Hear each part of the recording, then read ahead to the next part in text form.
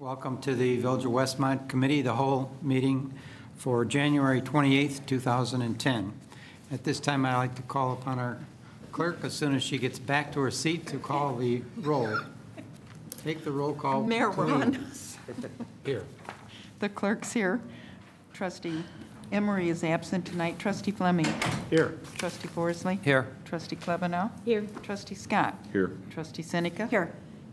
Manager Searle. Here. Attorney Zemanek. Here. Economic Development and Assistant Manager Kimball. Police Chief Mulhern. Public Works Director May. Fire Chief Trout. Village Planner Malik. Thank you. Please join us in the Pledge of Allegiance. Pledge of Allegiance to the flag of the United States of America and to the republic for which it stands, one nation under God, indivisible, with liberty and justice for all.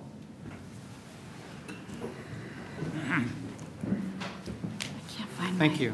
The first item are the minutes of the Committee of the Whole meeting held January 14th and board meeting held January 18th, 2010. Any corrections to be reported at this time? They've already been reported to me, and they'll be up here Monday. Okay. Thank you. Open forum. We have two requests before us this evening, and the first one is from Chris Sant at 410 71st Street, Darien.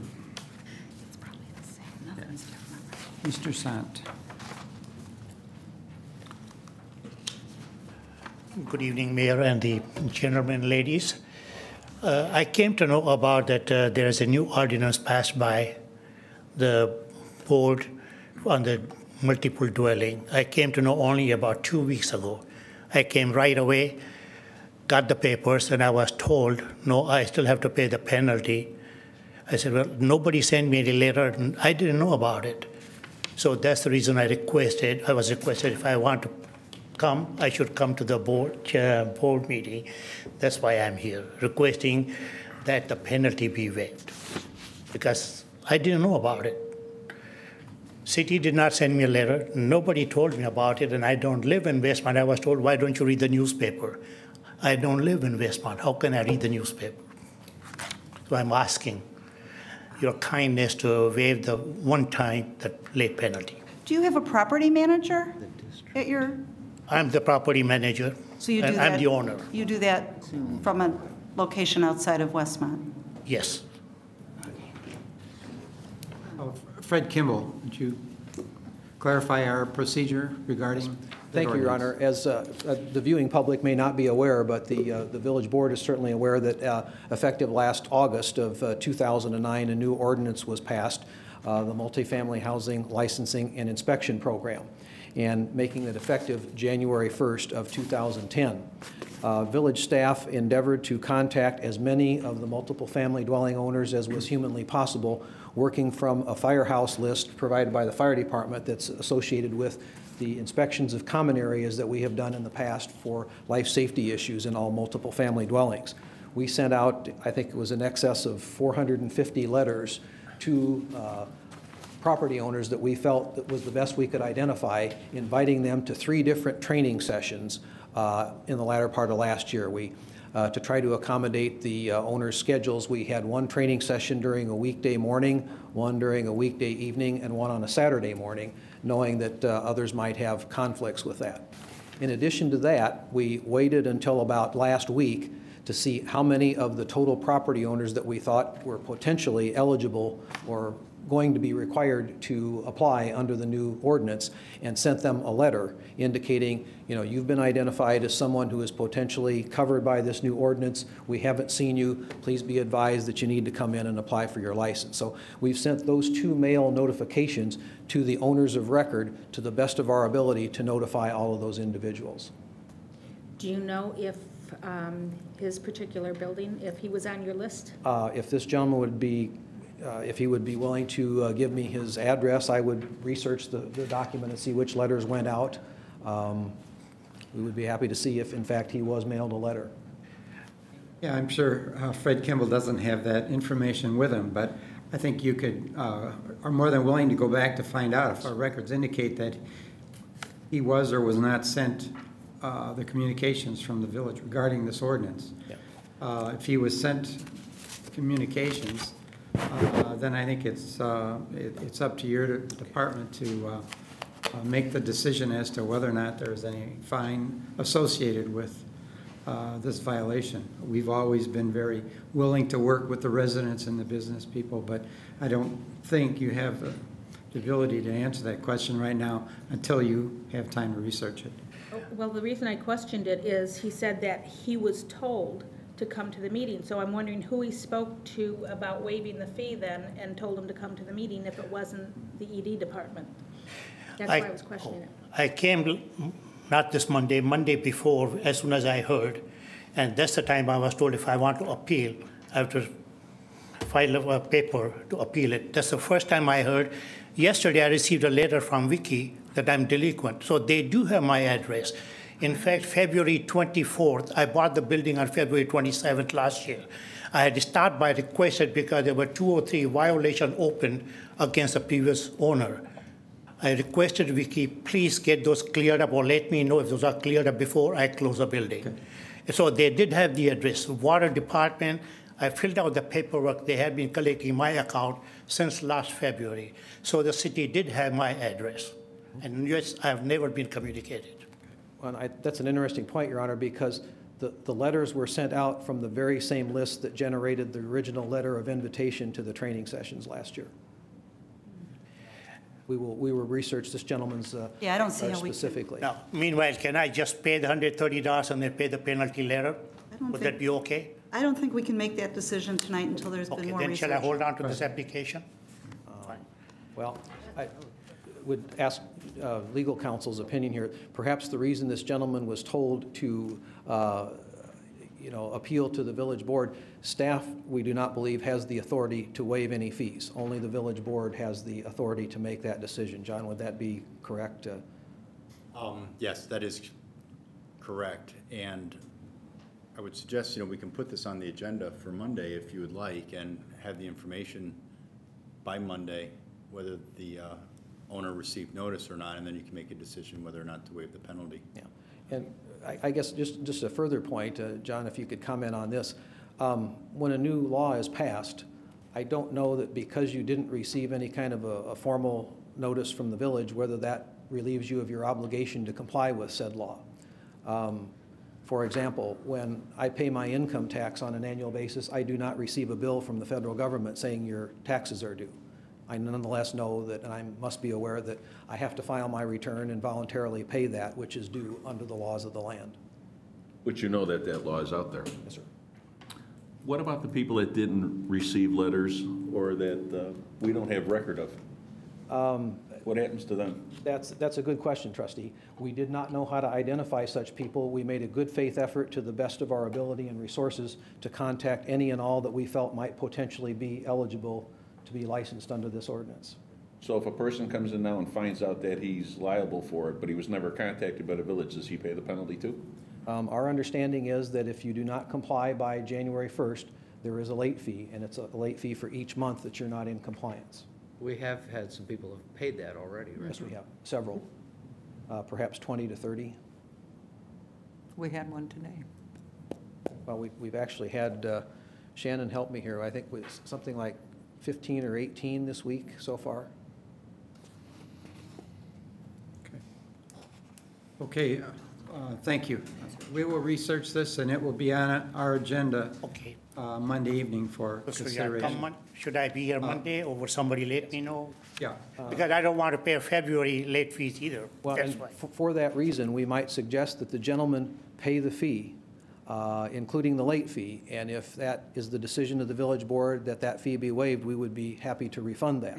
However, we do not want to run the risk of having this gentleman go into the second month, which would incur an additional late penalty fee. That would not be a very good idea under the circumstances. Okay. That's good. Sounds good to me. Okay. Thank you.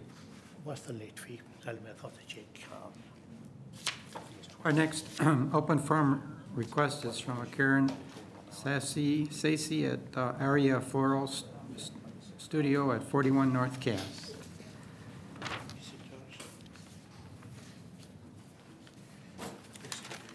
Good evening. You stated my name and where I work. I am the owner of our referral studio, and we're at Irving and Cass. And the reason I'm here tonight is to appeal to you and ask for your assistance in a parking dilemma that I have. I know that the village spent much time and effort and money on parking surveys to make the downtown more accessible to customers, and you did a wonderful job. I participated in those surveys and stated my needs too and the problems. On Irving and Cass, if you know where my store is located, we have 2-hour parking.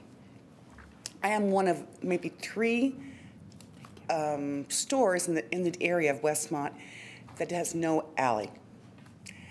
And I, of course, have trucks. My situation is a little bit unique in that I do have trucks. I'm in and out. I have a couple of people that do work with me, and we're using their vehicles too. It happens all times during the day, evening. We're going to storages, we're making deliveries, and especially in bad weather. And we're taking perishable items with us, that can't withstand heat, they can't withstand cold. We're taking out props, because we do a lot of special events, huge things that weigh a couple hundred pounds. And we've already had to park sometimes away from our store. The 2-hour limit is a problem because we are starting to get tickets. And I want to do something to ensure that I can park there. Paying for a parking permit that you've instigated doesn't help me too much because it doesn't ensure that I have a parking space. And it's happened many times in which we have tried to load or unload and parking spaces are filled. Not as much now as they were in the past. So I'm bringing cars around to load them up, and there's no place for us to park. There's a safety issue here too, in that on Irving, when you're coming north on Cass Avenue, making a right onto Irving, it's a blind corner. You can't see anything. You whip around that corner, and you are literally in that first parking area. So if cars try to double park, my vendors come with their trucks, try to double park, I have to meet them at the door, tell them to pull down further, because if they don't, they're going to be hit. Even for us, we back in sometimes if we're close, because we don't want to be hit either. So I'm really appealing to you because I know that the rules are there for a reason, but again, I am one of maybe 2 people that do not have an alley. And it's very difficult to conduct my business if I cannot load my vehicles up, unload my vehicles up, bring things from storage, and it's difficult. So I would love, the ideal situation would be a designated little parking spot or a loading zone for me that I could actually stay in though, and maybe another space for another vehicle.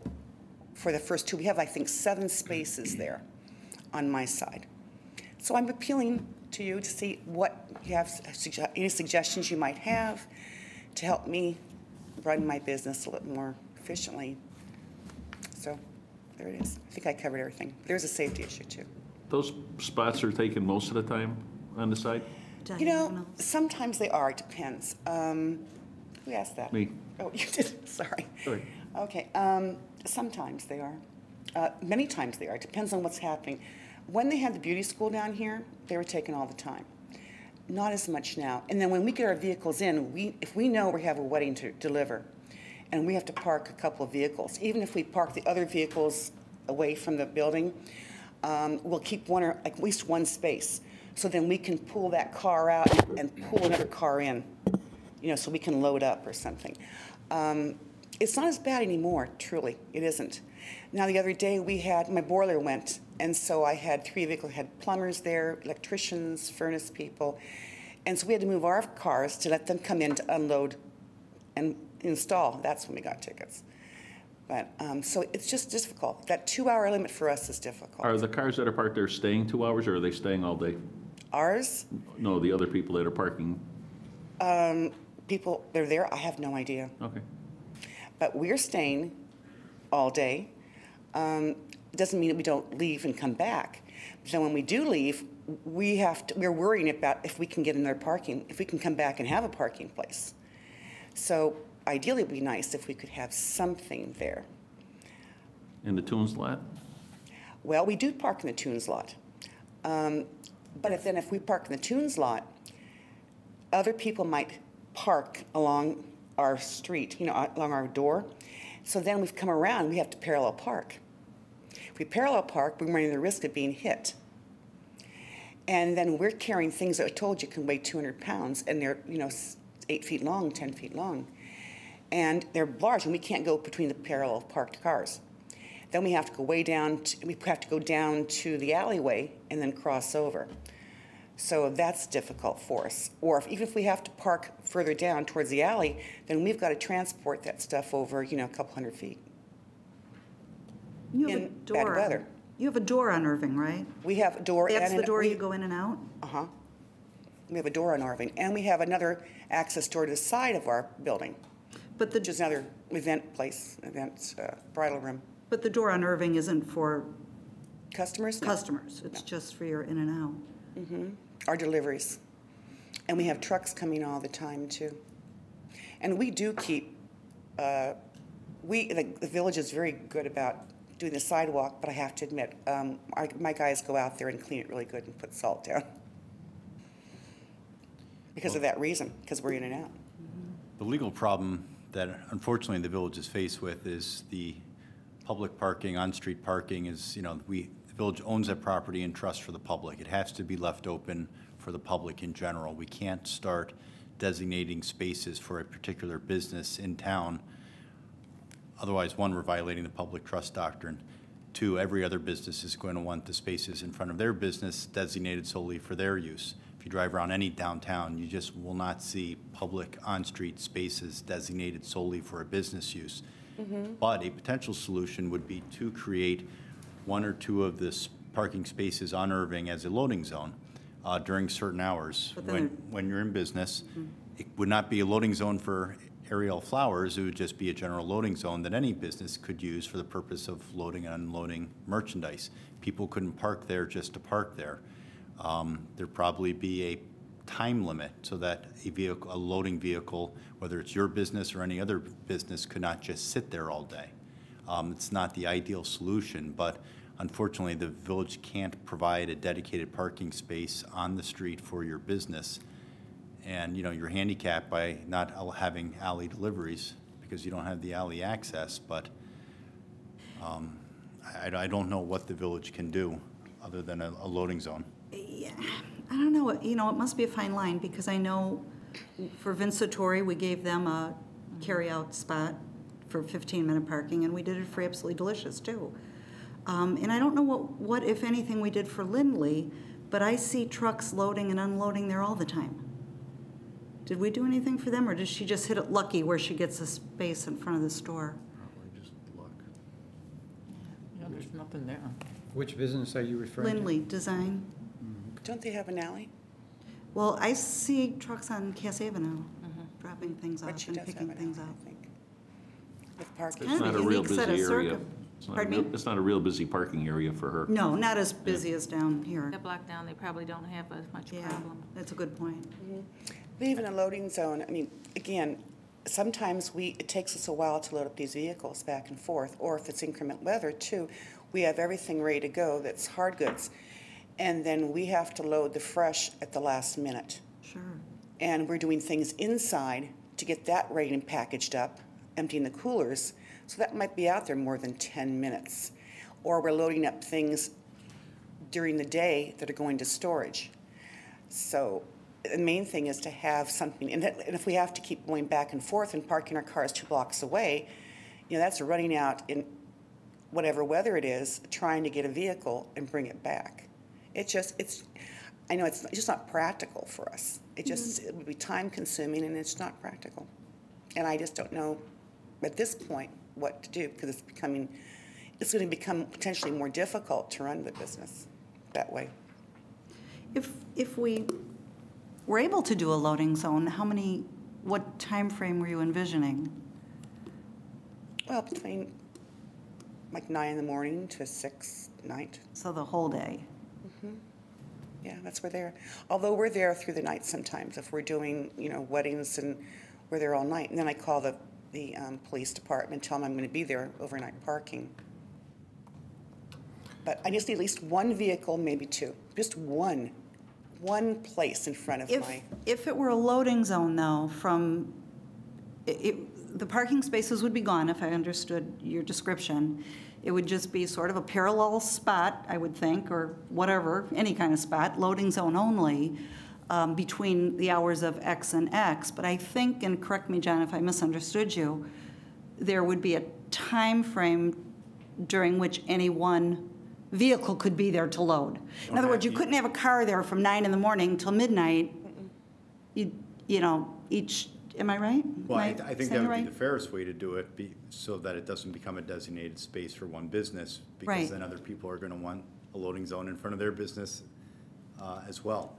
But certainly you don't have to put a 30-minute parking restriction on there. You can just make it a loading zone from 9 to 6. Cars are prohibited from parking there, but anyone doing loading and unloading could go in and out of there on an as-needed basis. Right. But couldn't sit there unless they were in a loading mode. And that's the problem, is you could have one of their trucks sitting there all day, whether they're loading or not, and it becomes an enforcement issue. Well, in a loading zone, usually you're required to have your flashers on too, so, I mean, most loading zones have a time limit of 30 to 45 minutes, depending on what it is. I mean, I understand, I want to see if I've got this right. Are you using trucks coming in for deliveries? They're vans. Okay, vans. Now, when you keep talking about loading and unloading cars, okay, so you're using private cars? We're using, well, we can. We have my main vehicle and another main vehicle. We have two main vehicles. Right. Other ones are used as needed. Okay. Employees or whatever, they can park a distance away. It doesn't matter. They can go out and they can park. I'm concerned about two main vehicles. That's all. Okay. And having access to a spot. Right. Yeah, that even, I don't mind having to move up and down Irving if I have to. That doesn't bother me. What bothers me is the fact that I can't have a vehicle there for more than 2 hours.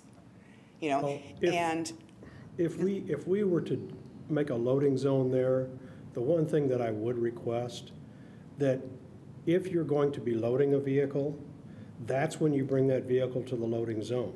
Not that it just sit there until you're ready to load it. Well, it wouldn't be able to.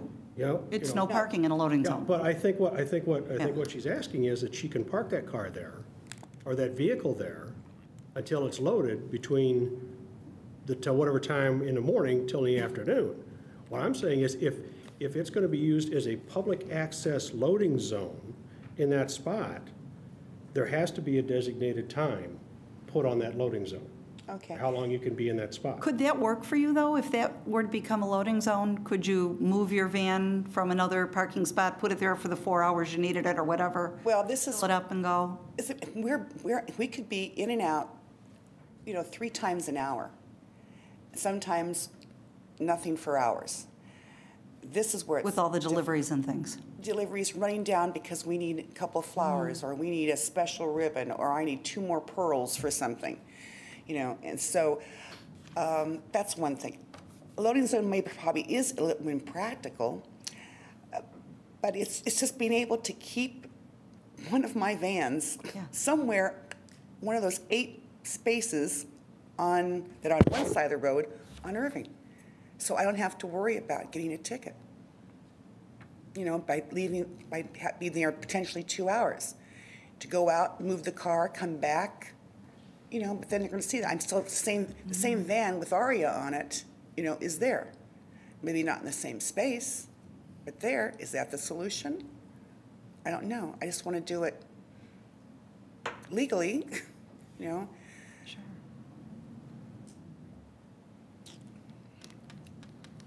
We do a trial, I something? wish we could come up with some solution, because, I mean, it's definitely a unique set of circumstances, and I can see where it's a business need.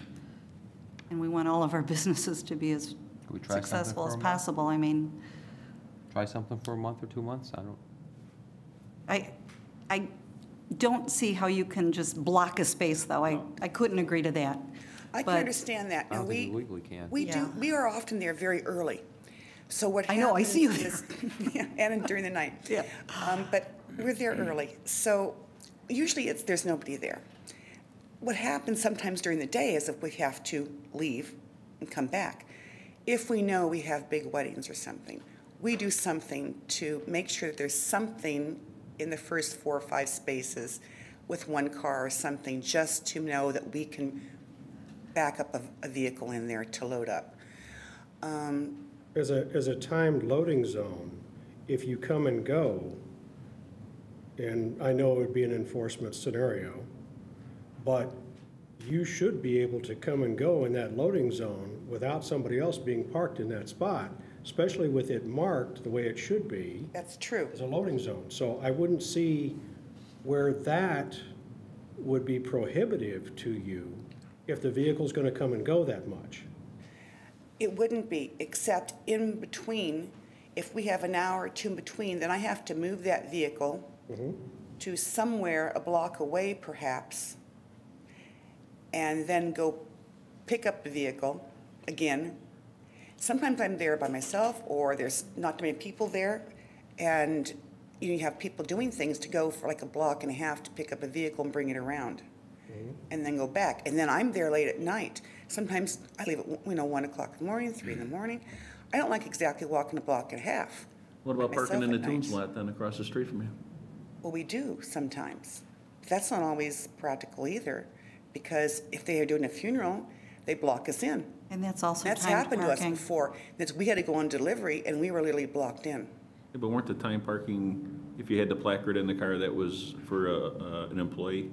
Or was that only in designated areas? Designated areas, but that's not, well, and that is a can be public anywhere. lot, so, Oh, we do use T often, but we have to bring it around. Yeah. You know, but again, it's not easy getting over there when Sure. it's snowing, because when we have to go all the way around, and I would just, it'd be nice if, at least if I could have, even if it's not, doesn't say RE on it or something, or loading zone, is that somehow with the information on our vehicles, that, one vehicle can park there, for more than 2 hours a day. I mean, We've changed the parking in the parking lot to the south to 4 hours, I believe. Would that have any effect if we had those spaces in there changed from 2 to 4 hour parking plus it's a thought. a spot just for loading and unloading? What effect would that have? well, I think it'd be nice if I could move the car and move it to another spot after 4 hours. That'd be okay. 2 hours is hard to get out, because I have wedding consultations. Believe it or not, even my brides are there for more than 2 hours, to be quite honest with you. Oh, yeah, I can easily understand that. Staff Just wanted wish to weigh in on this issue? Just to qualify some comments, the parking lot is 4-hour parking, on-street parking is 2-hour. That's a uniform pattern throughout the downtown.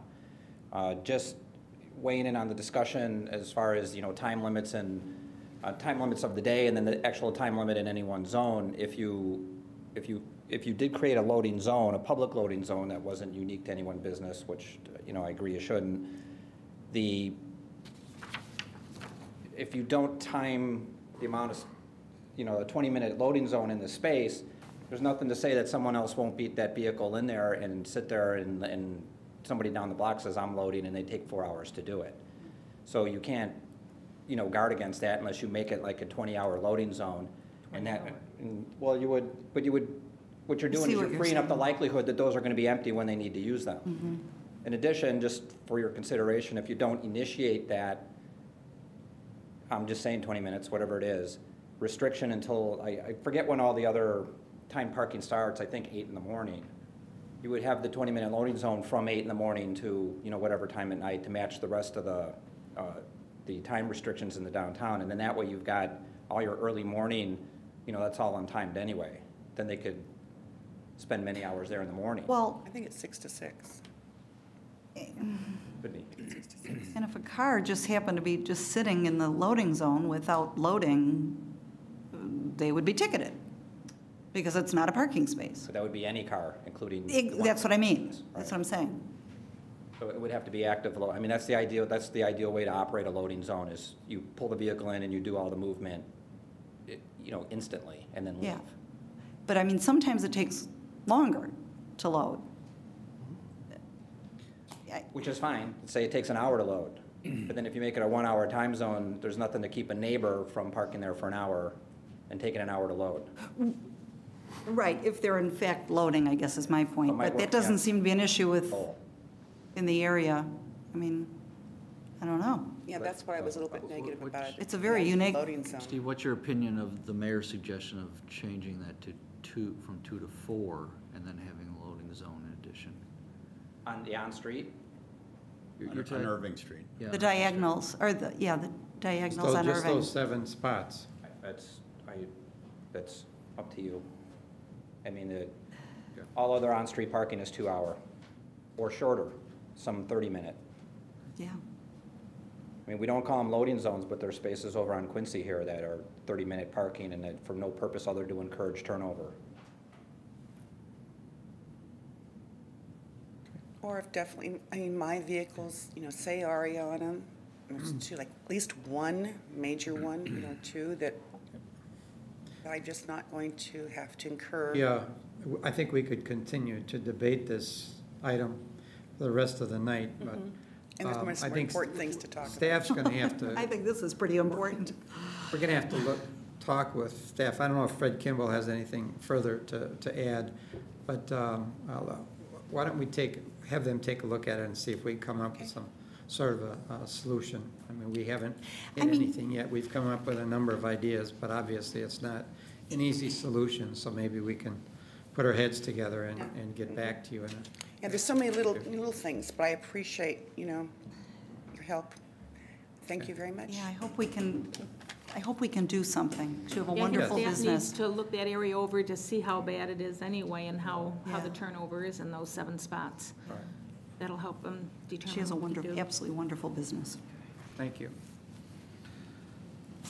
Okay, that's the only 2 open forum requests we have. Moving right along, reports.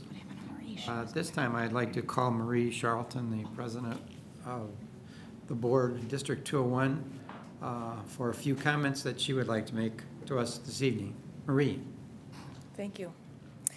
I am here in my capacity as the president of the CUSD 201 School Board to express my heartfelt gratitude to the mayor and our village trustees. As you are all aware, our 2 governing bodies recently entered into an intergovernmental agreement to televise our school board meetings. You all reached out to our board and extended an open hand, and we reached back. For those that don't know, beginning with our meeting of this past Tuesday night, our board meetings will be televised live and then played back on cable television as well as on the village's website. This agreement is comprised of a combination of volunteer work and an AT&T rebate that the village recently received. This is being brought to our district at no cost to our families. For the details, you can check out this on our district website as well as the village's website. Also, you have invited us into your governmental home, if you will, here at the Village Hall for us to borrow these facilities to hold our meetings. It brings me great joy to host our meetings in such an open and professional setting. I do understand that somehow, Mayor, I inadvertently have your gavel. I promise to get that back to you. I promise. I, as well as you all, have different roles, and we wear many different hats.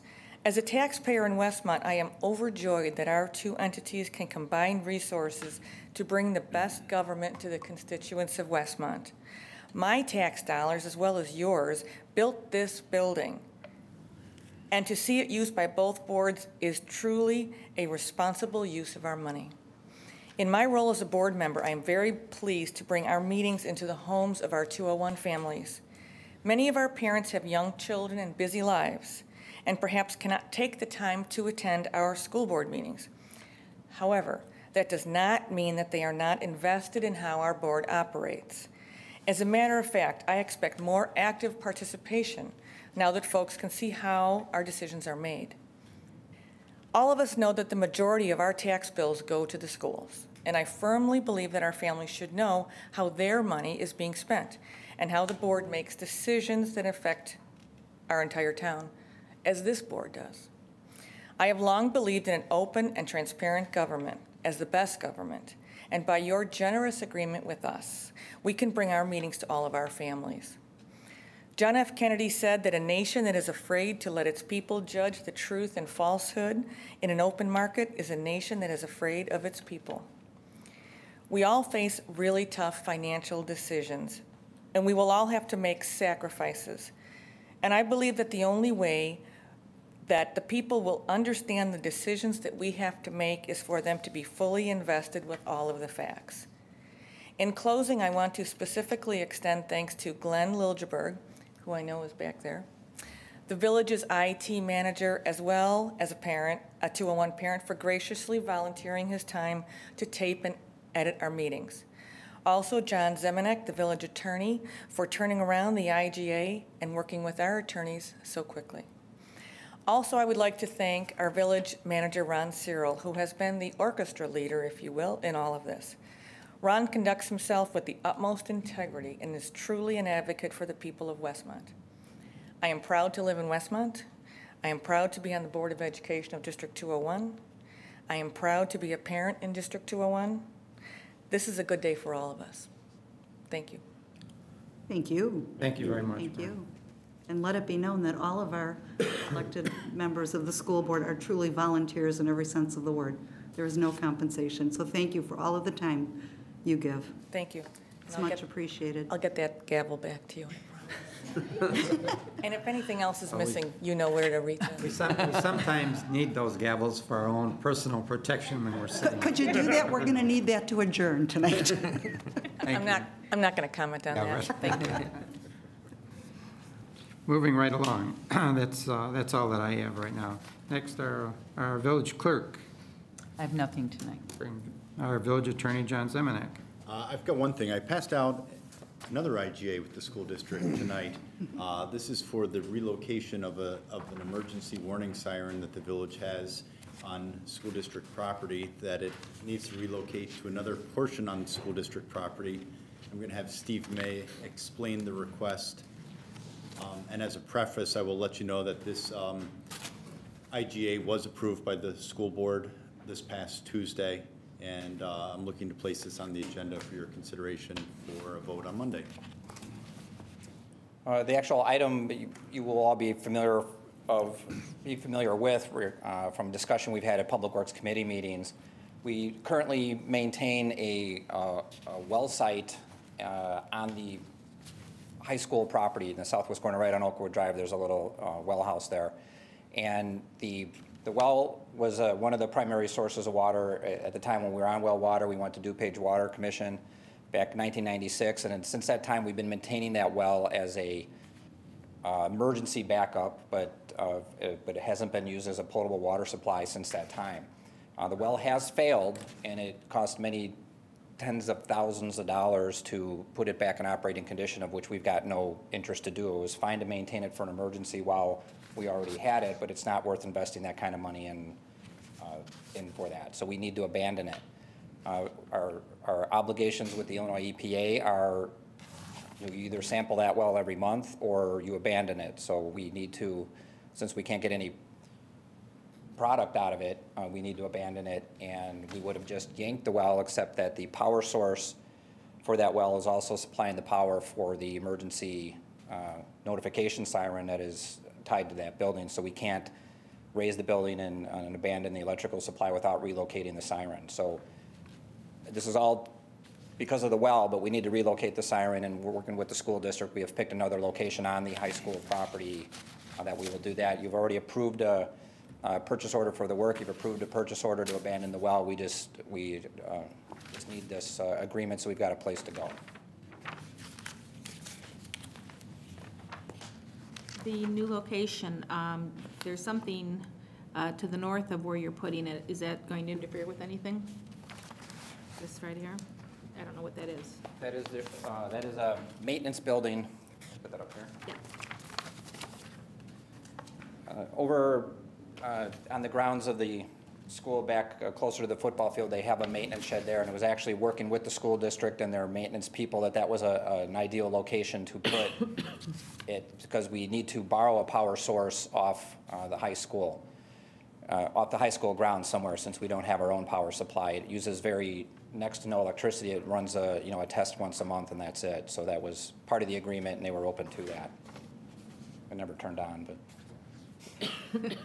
but that's an existing shed, and that's why that location was picked, so that we can get power off of it. Okay, but it's not going to interfere with them getting in and out of the shed or any interference? Oh, no. The location is actually selected by the school district staff. Okay, good. Thank you. Any other questions? Just a comment, it's no closer to the residences than the Siren currently is, as I understand it, so there will be no perceived difference in. It's actually a little bit further away. A little bit closer to the industrial park, the office park.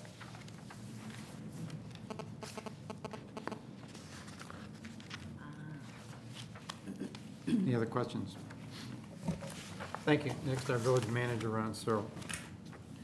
Thank you. Just a couple of informational items for the public.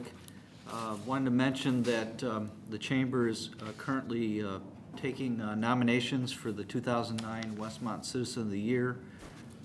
There are forms that are available here at the Village Hall, also at the Chamber, Westmont Center, and at the train station, and at the Park District at 75 East Richmond. The forms are due with nominations by Friday, February 5th, and the announcement of the winner will be made Thursday, March 18th at the Chamber of Commerce's annual awards dinner at Oak Brook Hills Marriott. So these are out there now, and if anyone would like to nominate someone, they should try to get that in, again, by Friday, February 5th. The other thing I wanted to mention was actually something we talked about the last meeting, and that is the referendum question for the Westmont Surface Water Protection District. We have confirmed that the mailings from the county have gone out to the residents in that district. So if you live in that district and you haven't received the information packet, I would suggest that you contact us here at the Village Hall. We'll be happy to get this information to you. I believe we have this up on our website. I know we talked about it earlier this week. But just roughly, so people have some idea of the boundaries of the district, it runs from the west side of Cass, south to Naperville Road, west to Cumner Road, and then north to 39th Street. And the question, again, which will be on the ballot for February 2nd, is should the Westmont Surface Water Protection District dissolve? Yes or no? This fact sheet has been put together by DuPage County Department of Public Works, and there's a cover letter that goes with it that explains it. The fact sheet also has various contact information for the DuPage County, Downers Grove, because part of the district is in Downers Grove, as well as contact information for the district itself. So I just want people to be aware that that question's out there, and if you need more information, we'll be happy to try to provide it. Is this all on the website? I think so. I will verify that right now. I know it was our intent at the beginning of the week to put it up there.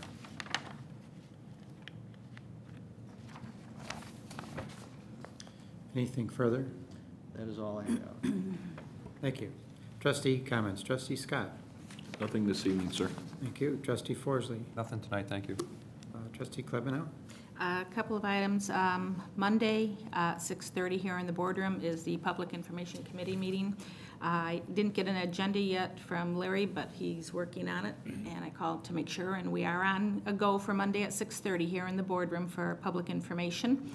I just want to, the trustees have seen on their desk, the village manager has given us a copy from the internet of the Census 2000, what it's going to be, the questions.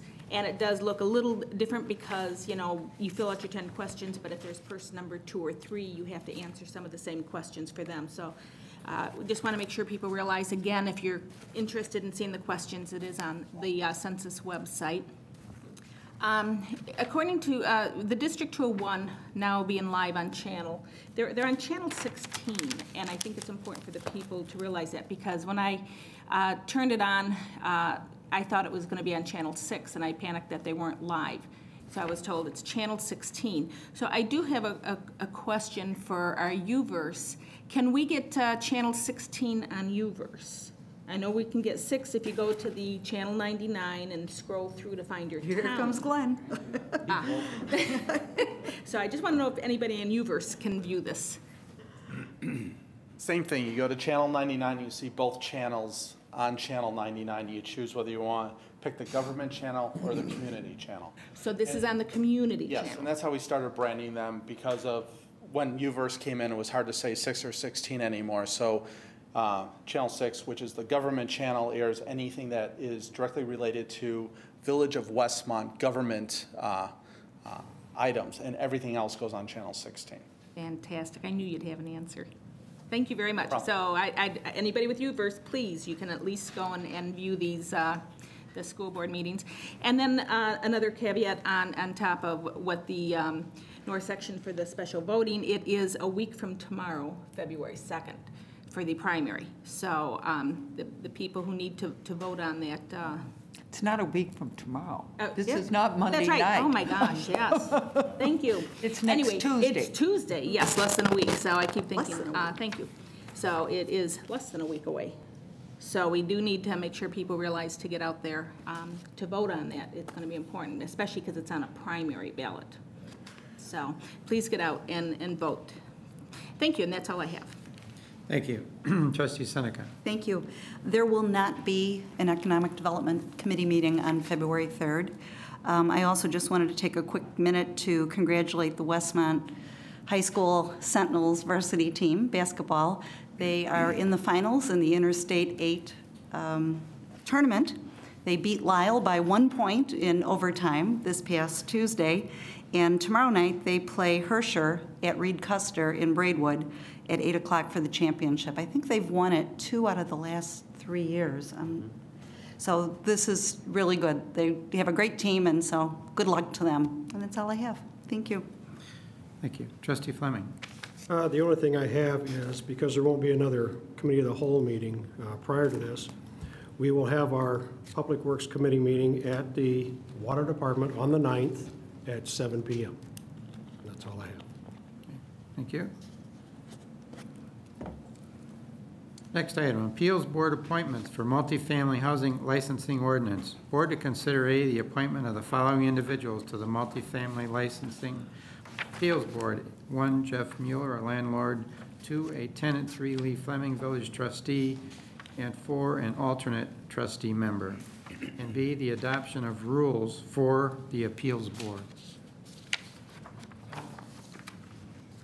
This was postponed from last meeting primarily because of questions. I think Trustee Klebanow, you spearheaded the charge to get some procedures in place. You now have those that are part of your packet for your consideration and comments if you have any. And I'd be happy to try and answer them.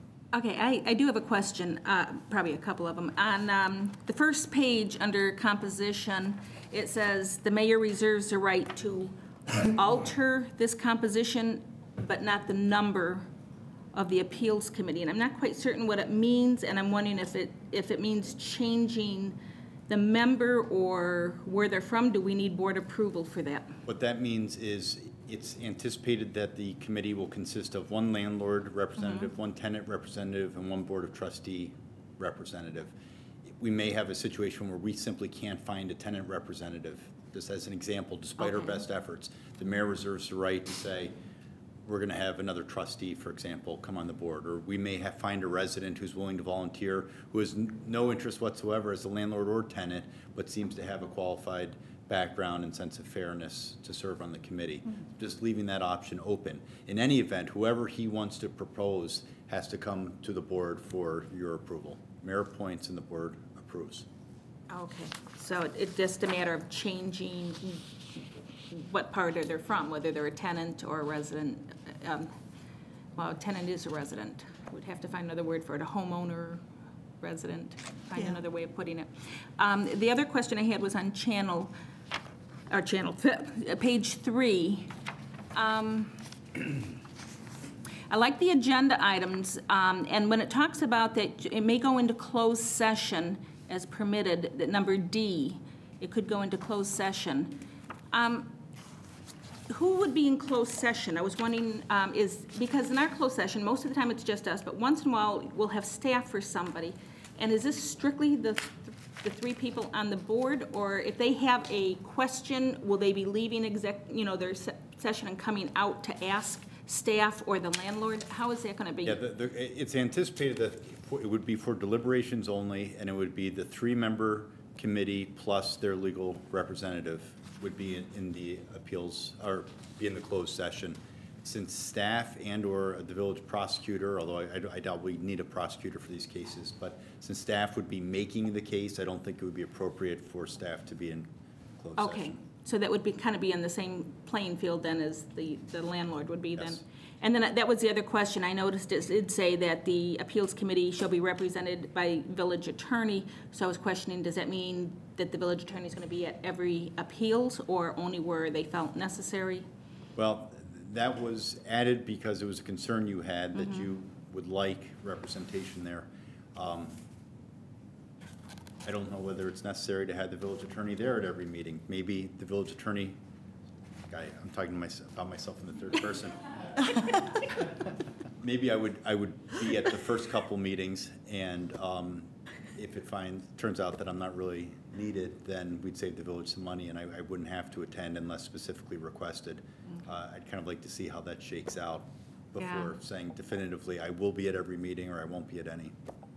And so basically, too, once they get going, it might also depend on an appeal. If you feel it could be a little contested appeal, you might want to show up if it sounds like it's nothing major. Is this kind of like your discretion and the 3 members is what I'm questioning? Well, I think we will have to have some sort of system as to when I would be needed or not needed. Okay. Honestly, I think these are going to be pretty cut and dried. Okay. When you look at, did a violation exist, or did they correct it in time, or is there a justified reason for additional time to respond? I think the only reason I'd be needed is procedurally, and I think once they get the procedures down, there may no longer be a need for me to be there unless it's a special circumstance. Okay, then that was my question, because of the way it reads, it does sound like you will be all the time, and I didn't know if there was another way of adding on when needed or something, so that people coming don't expect that they're definitely going to see you sitting there. Yeah, I'd be happy to clarify that. I appreciate that. And I think those were my questions. Thank you very much. It was great. It was very good. Thank you. Very, very thorough. Any other questions? New business. Westmont Chamber of Commerce 2010 external funding request. Board will hear a preview presentation from the Westmont Chamber of Commerce and Tourism Bureau on its tourism grant external funding activities for 2010. Harry Forsberg from our chamber. Good evening, Mayor and Village Trustees. It's a pleasure to be here this evening. My name is Larry Forsberg. I serve as the Executive Director at the Westmont Chamber of Commerce and Tourism Bureau. And tonight we have 2 documents. One was presented with your packet, which provided some materials about the specifics of the proposal. And I also have a very brief PowerPoint presentation that I want to walk through, which talks to some of the additional aspects of the proposal. Let's see here. And you have a copy of this on your tabletop there. We basically, for the last several years, have been working on tourism promotion. Tourism promotion is truly an economic development tool. And what you're going to see this year is somewhat of a shift. We're going to be focusing more on local business opportunities for us to promote businesses and growth.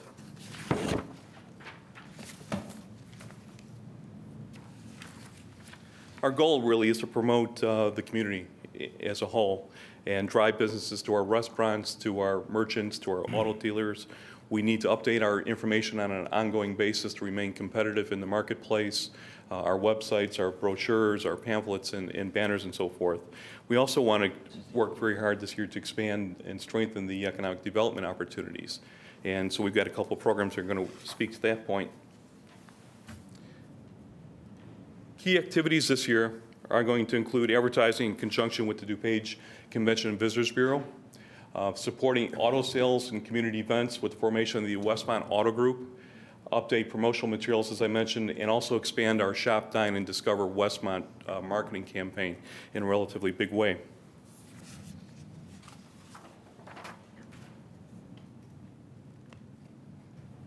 We really want to do a great job encouraging residents and visitors to the area to really dine, shop, and discover Westmont.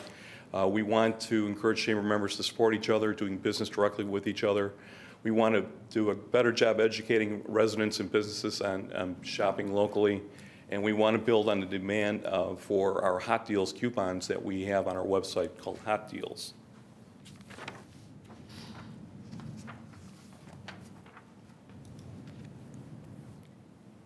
Specifically with the DuPage Convention Visitors Bureau activity, historically we've used them to promote ourselves on their website and through their materials.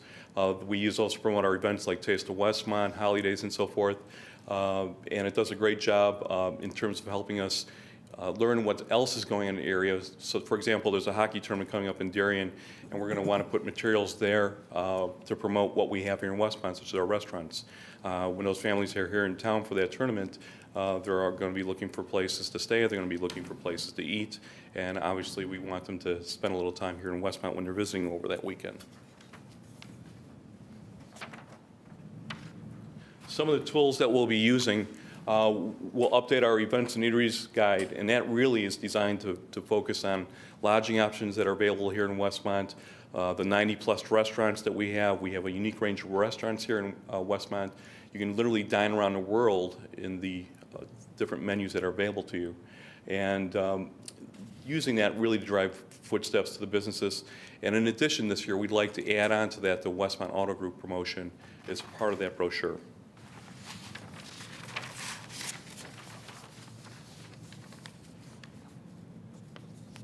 In addition to the standard bill of special events that we run through the year, we will continue having the Celebrate Downtown Westmont event and the Fall Harvest Festival. However, this year we will not be asking for any funds to support those two. Those two events will all be individually supported by sponsorships and by the participants that are involved in those programs. But they both offer unique opportunities to bring more footsteps to the community. Talk a little bit about expanding the Westmont marketing campaign to promote, buying things in Westmont, dining in Westmont, and discovering Westmont. What we plan on doing is running a 10-week campaign. Each week there will be a full-page ad promoting Shop, Dine, and Discover Westmont. There will be a listing of merchants in the community that are participating in the program.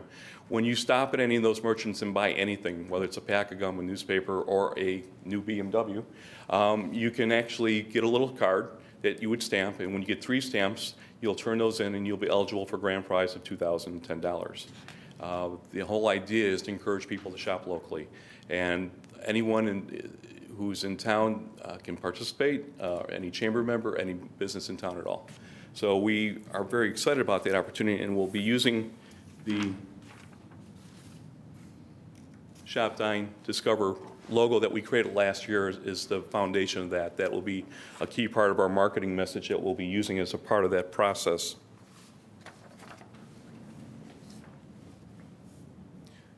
Additional tools that we'll be using this year, light pole banners. We'll be using banners at local events. We'll be using more aggressively the local cable channel to put ads up. We now have audio ads that we're running on the local sound system on local cable TV, and we're going to be using that much more aggressively also. We'll also be using the Shop, Dine, Discover decals at local businesses, and of course updating our print materials to support all those things.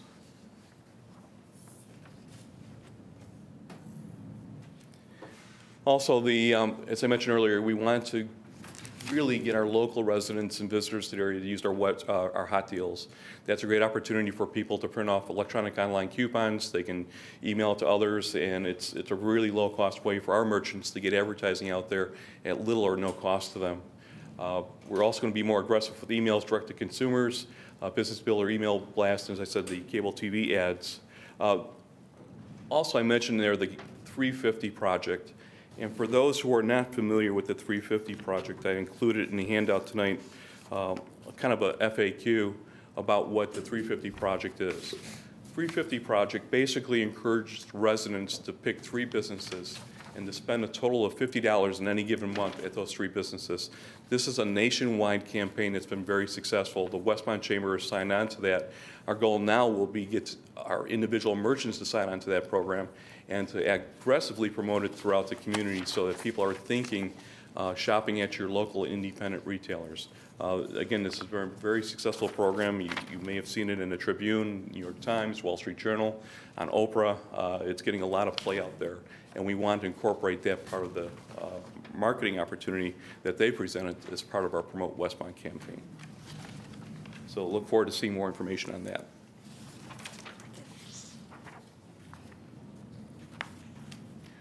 Why Promote Westmont? We compete for the consumer dollar. We compete against other communities nearby. We compete against other big box stores in other communities. People have a lot of shopping options. People have a lot of dining options.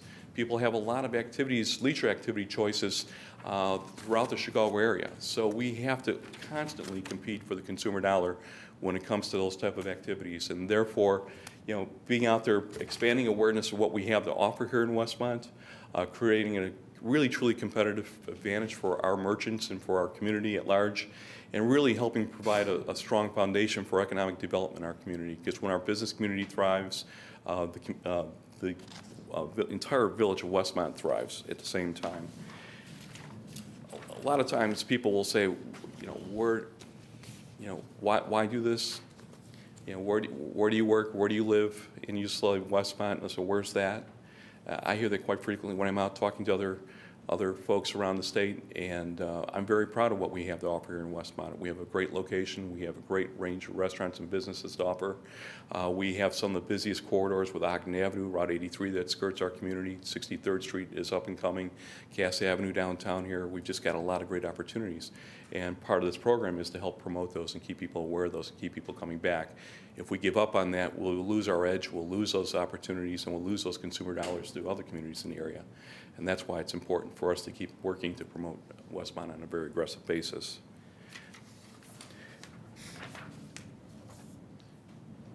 And of course, I wanted to put some numbers out there for everybody to take a quick look at. It's detailed, obviously, in your packets what those numbers are. If anybody wants those details, they can contact me at the chamber. We have them available. Actually, this year, we've reduced the overall budget by $4,240 to $54,560 from $58,800 last year. What we've added is $24,000 to launch the Westmont Auto Group. We feel that's a very wise investment. The focus of that group is to help us sell more automobiles in the community. And obviously, for every automobile we sell, we have more sales tax dollars coming back. In addition to that, the Westmont Auto Group will become sponsors of our key major events, which will help us offset expenses that we traditionally would have incurred to support events like the fireworks or the holidays events and so on and so forth. So we feel we're putting together a very strong mutual beneficial opportunity to promote the auto dealers and to help keep our special activities going on here in town in the future.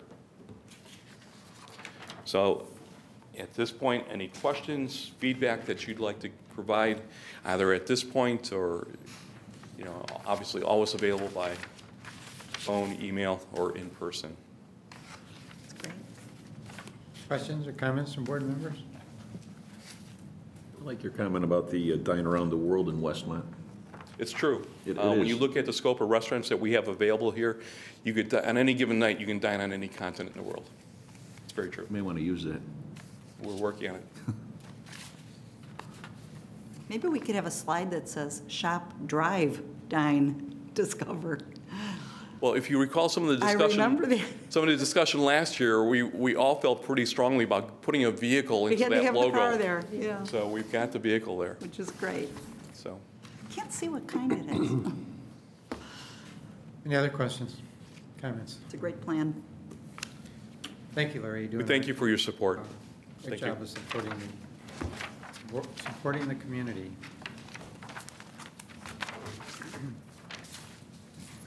Next item, 2010 Chamber Open House event. Board to consider request from the Westmont Chamber of Commerce and the Westmont Special Events Corporation to waive the $100 fee per day liquor license fees associated with the sale and serving of alcohol for the Chamber's open house. on February 24th and September 23rd, 2010, along with the Business After Hours event sponsored by the WSCC on March 29th, 2010. And B, permit the serving and consumption of alcohol in a village-owned building, namely 1 South Cass Avenue, during these events. Again, this year, the Westmont Chamber is hosting an open house in February and in September. Those events over the last few years have been increasingly more popular. We're getting a great turnout at those, and we like to continue offering the opportunity to serve beer and wine at that event. We're not selling it, we're offering it to our guests, and it's worked out very well in the last few years when we've tried this. In addition to that, this year, we're doing a business after hours with the Westmont Special Events Corporation on March 29th.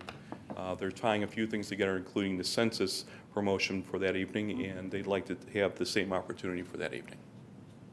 Okay. Did you want to make any comments on that? Yeah.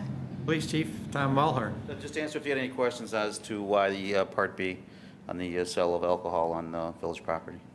There's an ordinance that prevents it and needs board's approval. Questions, board members?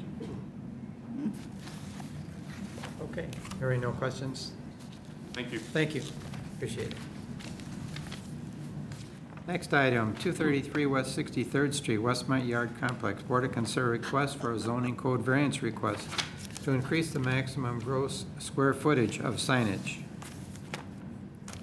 Good evening, Board. My name is Bill Guest. I was in front of you a few months ago and am developing the property over 233 West 63rd.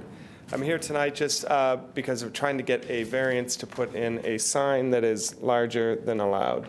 I think it's actually a combination of 3 signs. There's the monument sign out front, what I'm showing here, which is the sign on the building, and then below that, the retail signs. And if I get this correct, the main wall sign under code can be 213 square feet. The monument sign can be 423, and the individual tenants can be 150 square feet. So a total of 786, and what I've proposed here is 954, so it's 20% over. And I'll show you just the monument sign here. This is just an example of what it would look like. It's similar to what we proposed when I put it in. The reason that I'm coming for this variance is just a couple of things causing it. One, on this one, because we have the retail and the sports complex combined, they're both together and they're behind the parking lot. So the building starts 180 feet away from 63rd Street. So whereas a lot of the retail strip malls that are similar to what's on the front of ours are right up close to the road, this one's much further back. So I think the retail tenants will need a little bit bigger signs. You then have behind that is a sports complex. So where you see that sign there, that's another 60 feet back. So I think it's 280 feet from the road. And so that causes that to need to be a little bit bigger. And those are really the 2 things that are causing the variance request here. And then the monument sign's actually less than what you allow. So that's why I hear, and I guess the one other thing there is what we're competing with in 63rd is up and coming, as Larry mentioned earlier, the 63rd Street. You have the water tower there, you have the school buses across the street, and so we're trying to light it up a little bit just to grab attention from those as we try to redevelop this area. Great.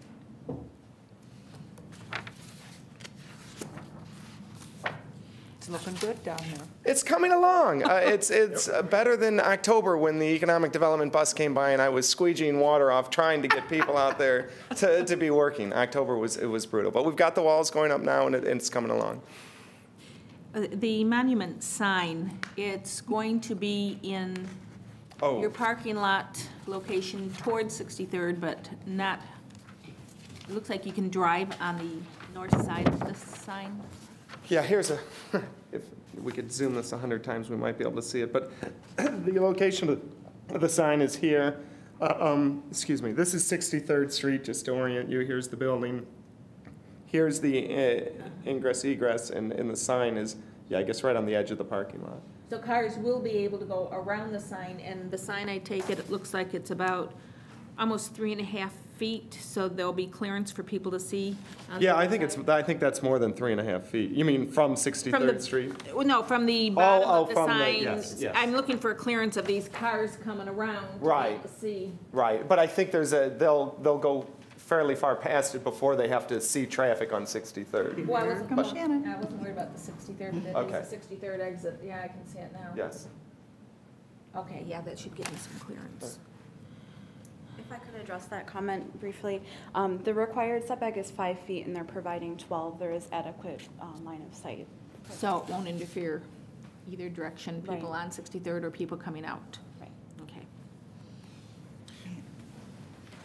What is the actual gonna be great. increase in the sign out in front over what was originally? Actually, I think that's actually, the monument sign, I think, is less than what I had originally opposed, slightly. Okay. But it's less than what's allowed. I think for the monument sign, we're allowed 423 square feet, and it's only 89 square feet. Right, maybe. Okay. I need to make it bigger, I'm not, but, I mean, we just developed the signs and working with the sign people, what seemed to fit right for the property, and this is what we came up with. So you actually have a monument sign that's smaller than what's allowed, and then you have the retail signs, which are bigger than allowed, and the monument sign that's bigger than allowed. Excuse me, the wall sign that's bigger than allowed.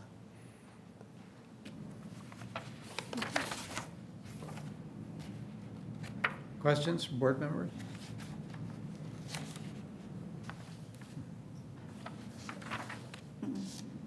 I like it. Normally, we would have, it seems like we would have all kinds of questions, but tonight, no one's asking questions. I don't know. Well, I think this is just a really, I mean, really it is. good project. It's a But- wonderful addition to that part of town. And I think Fred Kimball and staff have worked so hard on redevelopment for the south end of the village, and that will certainly be a big attraction, not only for yourself, your business, but also the other businesses and restaurants in the area. I think you're right. I think that's what we talked about last fall or winter, I guess. It's just going to bring a ton of people to the area, and I think it'll be fantastic. I'm excited about it. So instead of them going to Darien, they're going to come here then? That's right. Yes. Okay. Yep. And Darien's down to one field. They used to have 2 fields there, and their hockey, they converted one of the fields to hockey. Great. Okay. Pretty much on schedule, the way? Not my schedule, but it would be, yes, it's Well, I know very much on a your normal schedule. Yes, yes. No, it is. We know your schedule. Yeah, We yeah, actually mine, saw and you guys, it was probably a We actually good laugh. saw you as out I there was with a in shovel one day. Yeah, so, yes, I mean, I know your schedule. No, we are pushing forward. Yes, I would. It's on a normal contractor schedule. Yes, yes, yes. We're hoping May or June It's to great. be open. So I think I'm excited. It'll be good. Great. All right, very good. If there are no more questions, thank you for coming in. Thank you. It'll be Thank you on very our much, Boyd. Agenda for consideration on Monday. Next item, 24 North Washington, Board to consider request for a zoning code variance to encroach into the required side yard setback for the purpose of constructing a portico. Hi, I'm Matt Boakes, and this is my wife, Anna. We moved here from Oak Park last March, and we bought a house on Washington Street, and we're here tonight because we want to build a covered portico on the side of our house, and the variance is affecting it. We need a variance because the required side yard is 6 feet, and we will be going to 3.53 feet. So basically, we want to build this portico mostly for safety reasons. Our garage is detached, and it sits off of the alley, and it's 70 feet back from, I think it's 60, but that's okay, sorry, 60 feet back from the door. And so it's a fair distance between the door and the garage, and we loading and unloading, and, you know, we plan to have a family sometime soon, and so we'd like to have a covered thing just in case we want to transport people or bags or whatever, and yeah, pretty much so, long and short of it. Also, we did go around and talk to all our neighbors, especially our next door neighbor on this side here, and especially the people that have any sight lines to this covered portico, and all of them signed okay to it, and especially our neighbor right next door. So. It's nice that you did that.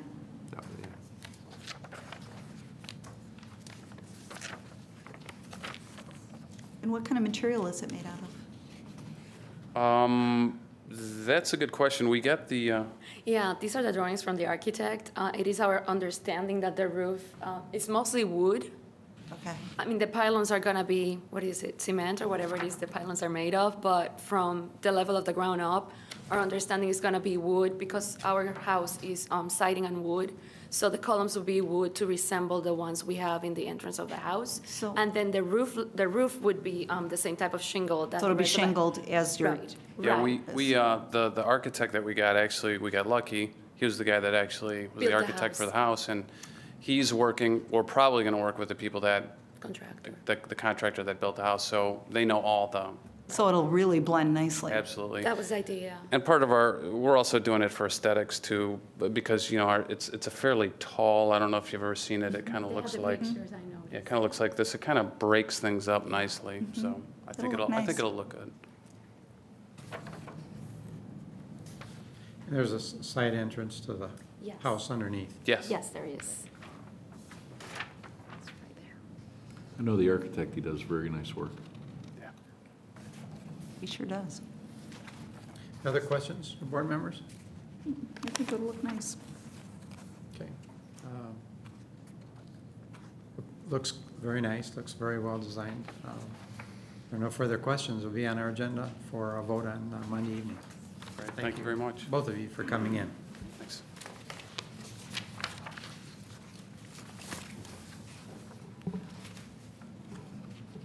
Next item, 420 East Ogden, Laurel, BMW, Baker Square property. Board to consider the following requests. A, special use permit request to operate an automobile dealership in the B2 General Business District. And B, request to incorporate the special use permit conditions enumerated in the staff report. Good evening. I'm Pat Womack from Laurel BMW, representing both AutoNation and the dealership. Obviously, we've gone through this one time previously, and I'm just here to answer any questions if there are any about what our plans are. What's the level of the water line inside Baker Square these days? Right now, it's none. It was about 2 feet.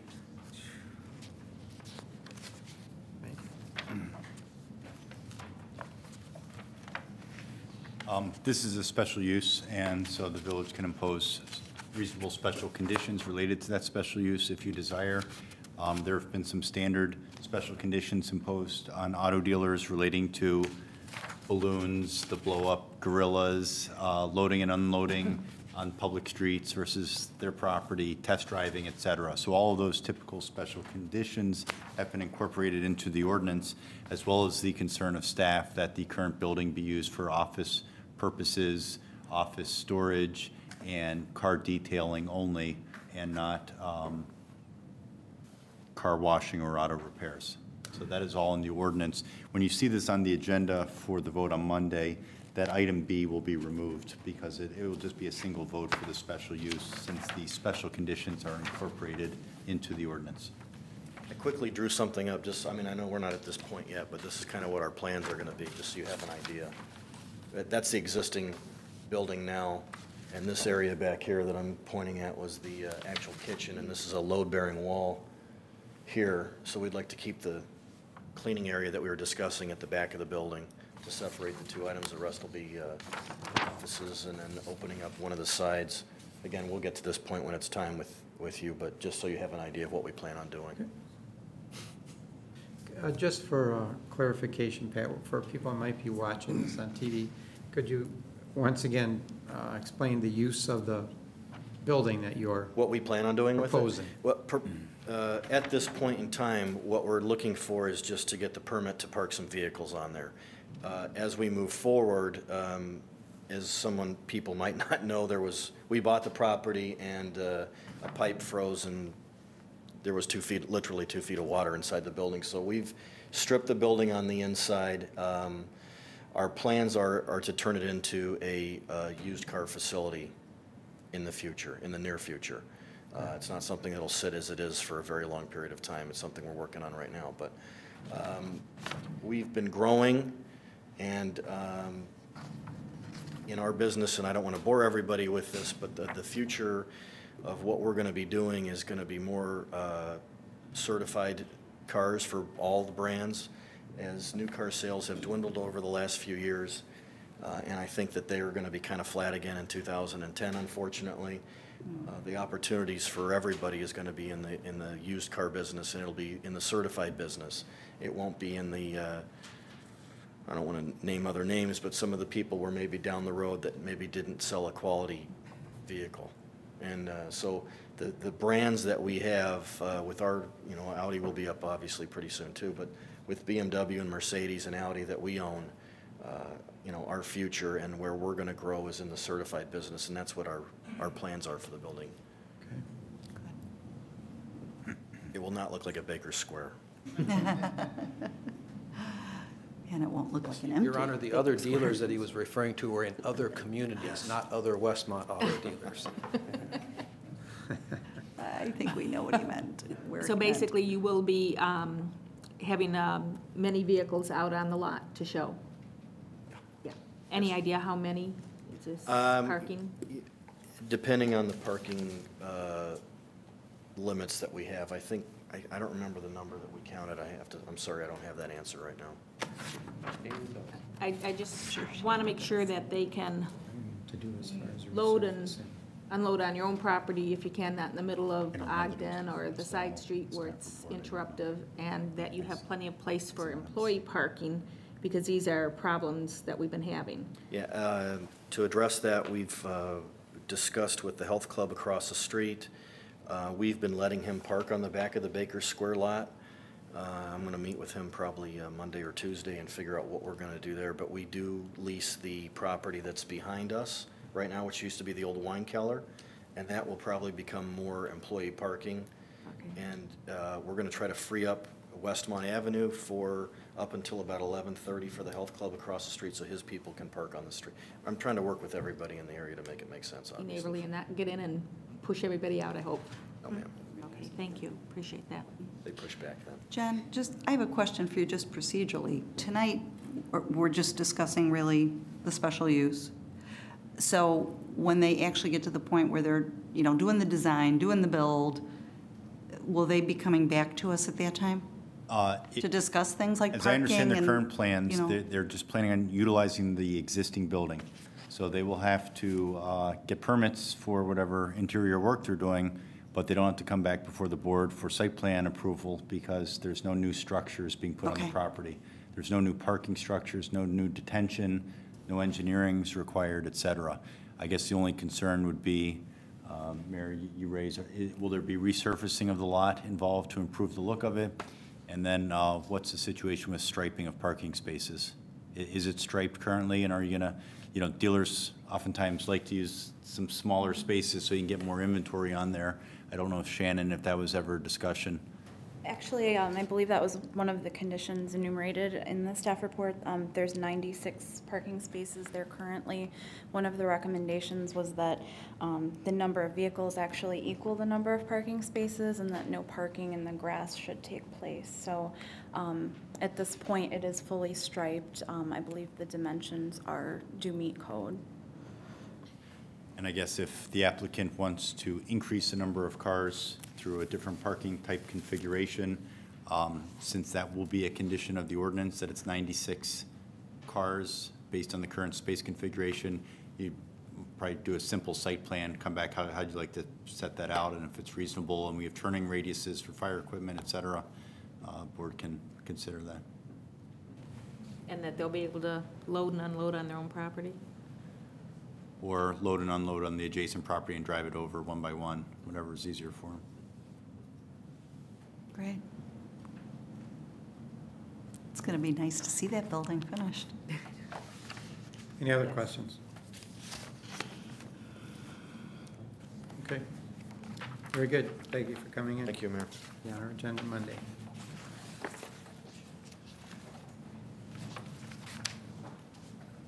Next item, 276 East Ogden Avenue, Audi. Board to consider the following. A, special use permit request to operate an automobile dealership in the B2 General Business District. B, plat of subdivision to consolidate 3 parcels into 1 buildable lot. C, zoning code variance request to permit parking in the required front yard setback. D, revised site landscaping plan approval. E, waiver to permit substandard parking stall dimensions.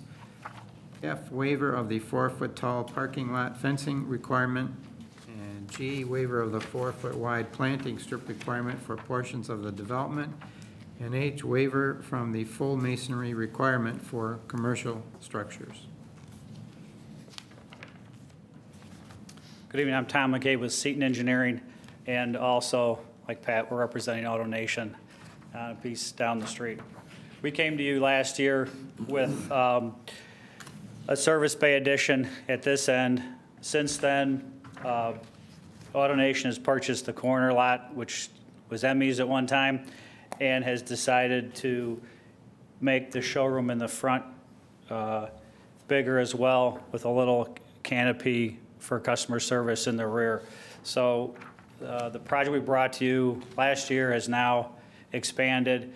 It didn't make sense functionally to have an L-shaped piece of property, so we were fortunate to work out a deal and pick up the corner lot. So our working on the now the whole property gives us room for future expansion onto this piece, and then also gives us a better circulation. And then on the piece that we just purchased will be car parking. And so it's one more piece is basically what we had brought to you last year. And again, it's just the front is going to be larger, the showroom will be larger, and then the new prototype in the front. So nice.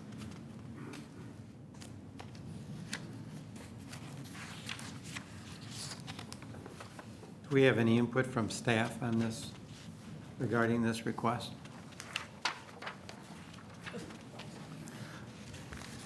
Your Honor, just with regard to clarification for the public's purpose, the H waiver from full masonry requirement for commercial structure is due to the fact that precast concrete panels will be used for this structure. We have typically felt from a staff level that that's equally as strong and long-lasting as the full masonry definition, which we have in our code, which is a concrete block and brick. So staff certainly has no objection and rather endorses the idea of precast concrete panels. And as another point, staff did receive some revised landscaping and engineering plans from the applicant yesterday. They have addressed many of the staff review comments that were discussed at the Planning and Zoning Commission. So we are in receipt of those changes. Okay. And Mayor, my only staff comment is the typical special use, special conditions are in the special use ordinance for auto dealers. And for the Monday agenda, the 1, 2, 3, 4 waivers will be consolidated into a single ordinance. So we'll look a little different on the agenda for Monday. Okay. I have a couple of questions. They want a waiver of the 4-foot tall parking lot fencing requirement. Now, where would that fencing be, in the back of the building? It's required when you have a parking lot wherever the fencing is required adjacent to the parking lot in the yards that are not front yards. So they're asking for a waiver of that. In lieu, they're providing adequate landscaping. However, the code is written so that it's up to the board's discretion if they're willing to accept that landscaping in lieu of the fencing. But I'm saying on there, then you're talking about the back behind the parking, all the way around the parking, there would have Right. been required some kind of shielding or fencing, which I'm Right. quite, so they want that waived, plus they want waived the 4-foot wide planting strip. That's only for a portion of the lot. That would be the portion that is the southeastern corner, I guess, along the side street where the Can you restaurant point on was. there? Oh, I'm sorry, sure. In this location. Okay. Last fall, when the previous approval was granted, they did provide the full 4-foot planting area here. And because they're seeking to use the lot as is essentially, with obviously just the building being raised, they're not changing the limits of the parking lot at this time.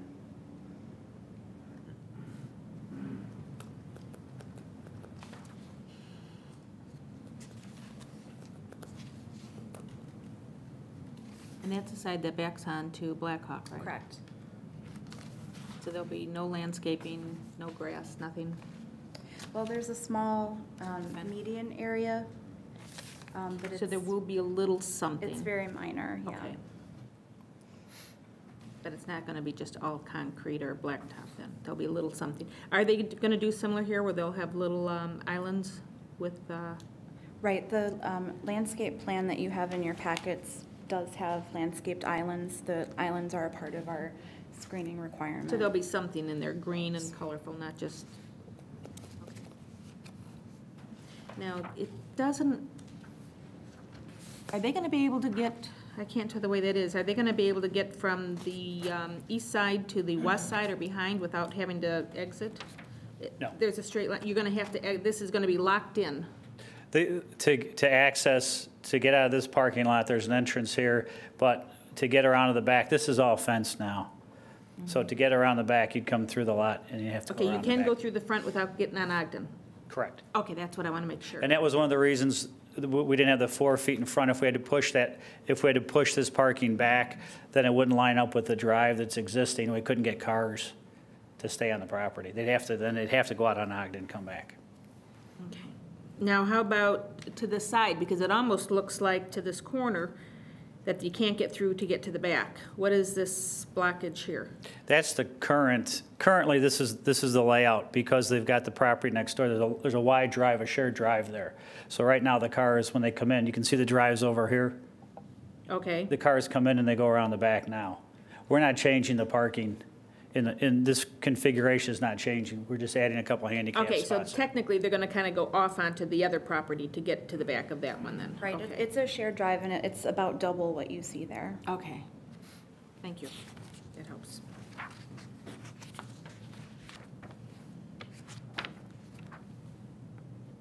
Any other questions?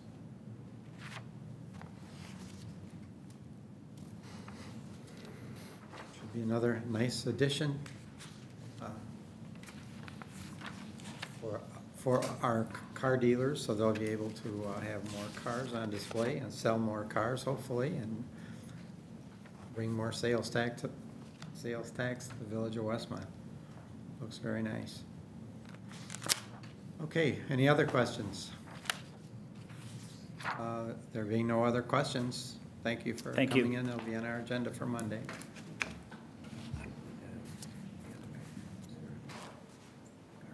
Next item, 1 and 5 East Ogden Avenue, Walgreens. Board to consider the following.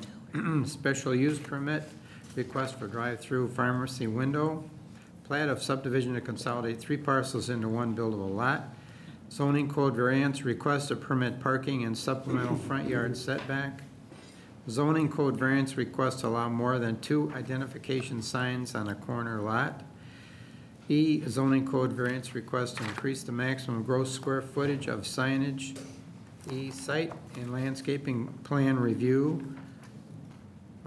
Waiver to permit substandard parking stall dimensions. And finally, waiver of the 4-foot tall parking lot fencing requirement. Thank you, Mr. Mayor. My name is David Shaw. I'm the attorney for the developer, Keeler Real Estate, who is the contract purchaser of the approximately 1.6 acres on the southeast corner of Cass and Ogden. I'm sure you're aware of the fact that this property is currently occupied by a White Castle and by Phillips Gifts and Flowers. The developer proposes to raise both buildings, consolidate this into one lot, and to construct a new Walgreens, 14,800 square foot Walgreens store. Walgreens has actually been working on this site for many years and attempting to get control of it. And for the past many months, we've been working with staff, and we think we've come up with a valuable and attractive addition to the village in terms of an outstanding retail product. Just for the record, this Walgreens thinks a great deal of this site, and unlike most of its stores, it is going to maintain this as a company-owned store, which if you're familiar with the traditional operation of Walgreens CVS, they generally sell these and lease these back, but this is going to be a company-owned property, which I think is significant in terms of its operation, maintenance, et cetera. We'd like to run through our plan and our building, and with me tonight is John Bradshaw, our architect from Cambarras and Theodore, Jeff Miller, who is our engineer and planner from Watermark Engineering, pardon me, and Edward Vidovitz, who is a principal of the developer Keeler Real Estate. Again, before we go into a detailed presentation, I just want to thank Shannon and her staff, who not only were very cooperative, they were just incredibly responsive and enabled us to move this forward in a very, very constructive manner. So I thank everyone concerned. So with that, I'm going to turn this over to Jeff Miller from Watermark, and he will run through our plan, and then I'm going to let John detail the building.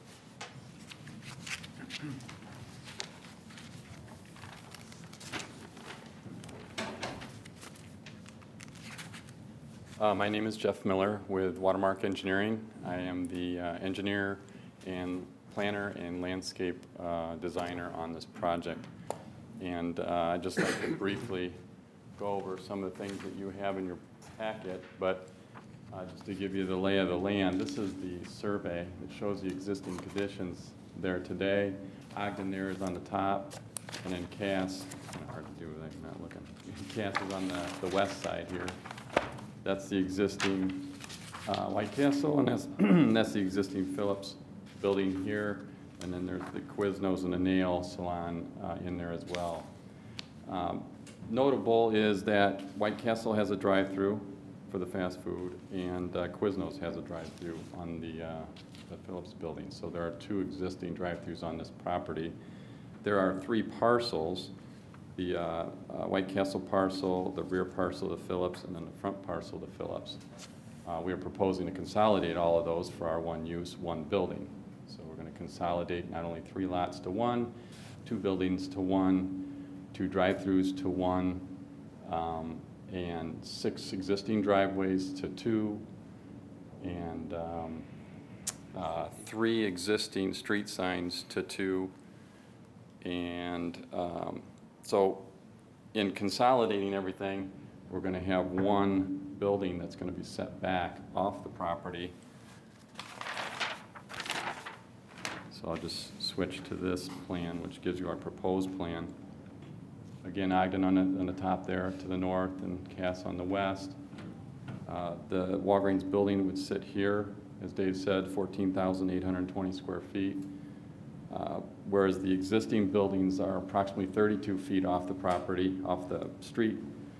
This building, the closest point would be about 77 feet. So we've got quite a bit more distance from the street for our building, which allows us to provide approximately 10 feet of landscaping on the street, whereas right now we have at the most 5 feet from the parking setback. So we're increasing that. We're asking that the parking setback be reduced from 30 feet to 10 feet in order to get the number of parking that's needed for this type of use.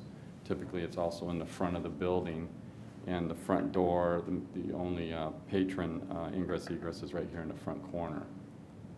So the parking we have situated around that entryway. The drive-through that we are proposing is on the rear of the building, the south side of the building in this location.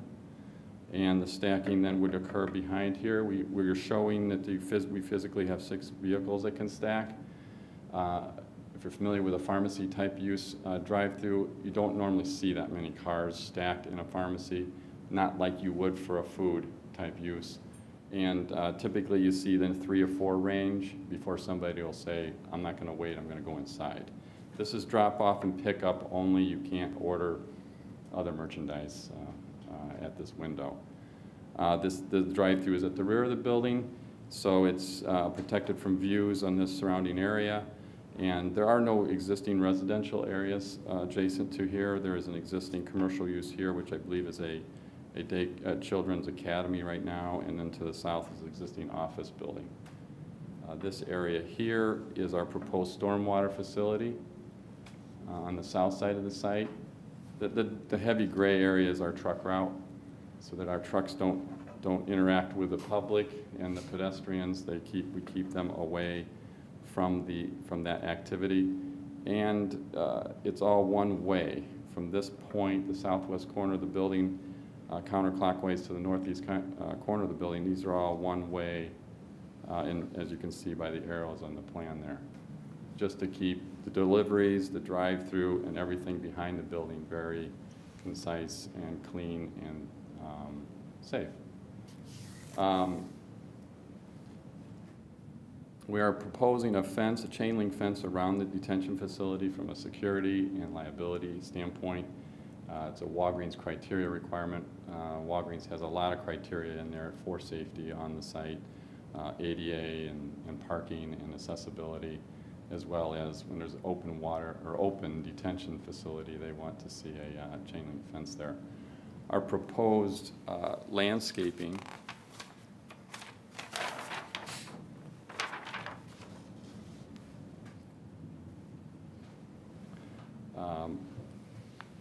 it's kind of hard to see here. I'll move it up a little bit. The basin, this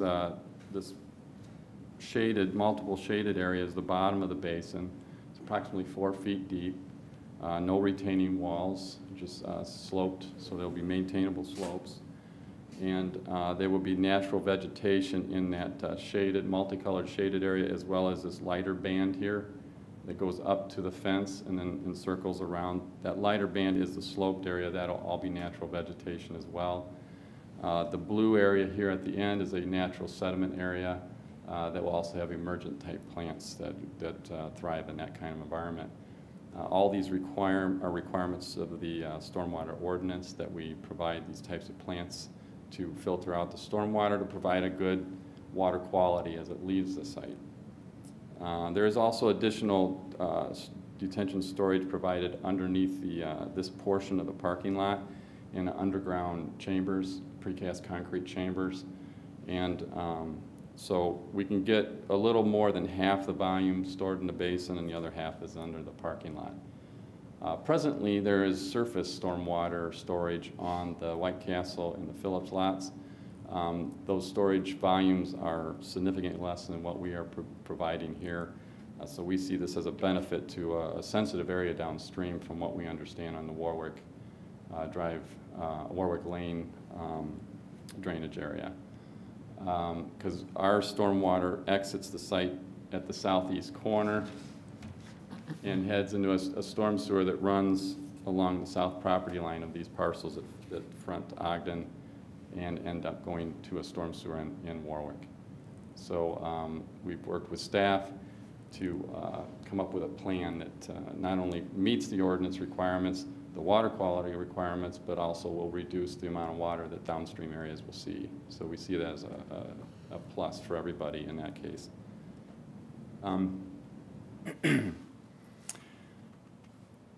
The landscaping we show here, there's 3 existing trees along Cass Avenue, and we're proposing additional shade trees along our frontage to enhance that area, and a plethora of shrubs and perennials along the whole frontage to give it color and to give it some depth. And around the front corner is the signage, which we have a lot of color in here with annuals and perennials there to keep it low enough that it doesn't block the signage and visibility, but also enough to give it a three-dimension look as you travel the area. As we work with staff, as you see the diagonal entry point here for the pedestrians, so we have a public link up with the surrounding area. All the sidewalks along the frontage here will be replaced. Some of them are newer, some of them are older, but Walgreens wants it to look nice when they're done, so all the sidewalks will be replaced, and we provide this entry point at that location. And along the east, we have 5-foot minimum landscaping. We are asking that we don't have to install a fence along here. There's no fence now. We don't see that it's needed, but we're also providing plantings in that area too to break up the two paved surfaces. And so that gives you a lay of what we're proposing, what's been there, or what is there, and what we're proposing to do. And so if there's any questions. Where is loading? Where would your trucks load up? Oh, I'm sorry. That's a very good point. This white area along the east side of the building, that's a concrete pad area. Their loading door is at that location about midpoint of the building, and these are two compactors. No trash enclosure, so there won't be open trash outside. Okay. These are compactors. So they have masonry screens along the visible side of those, but those are where any trash would be collected. So when deliveries are made, the truck will be out of the way, so there'll be no problems for cars to pass by? Correct. The truck will sit approximately right here. Okay. And so there would be plenty of room for a vehicle or, exiting from the drive-through to get around it.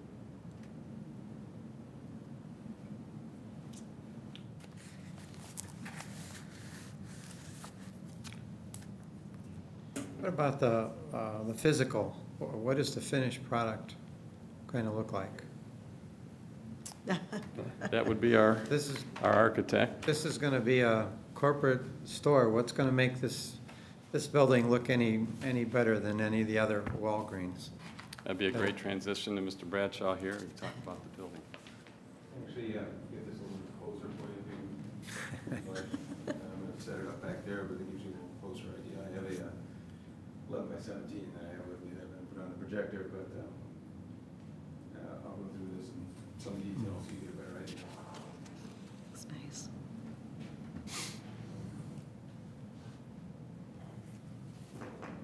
So I can pass that around.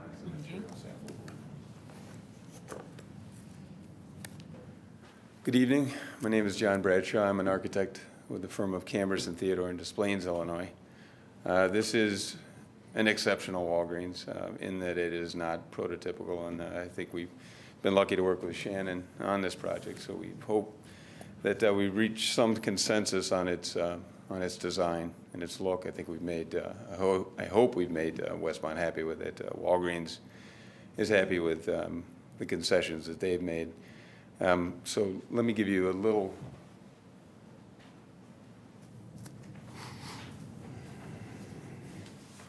run around the building.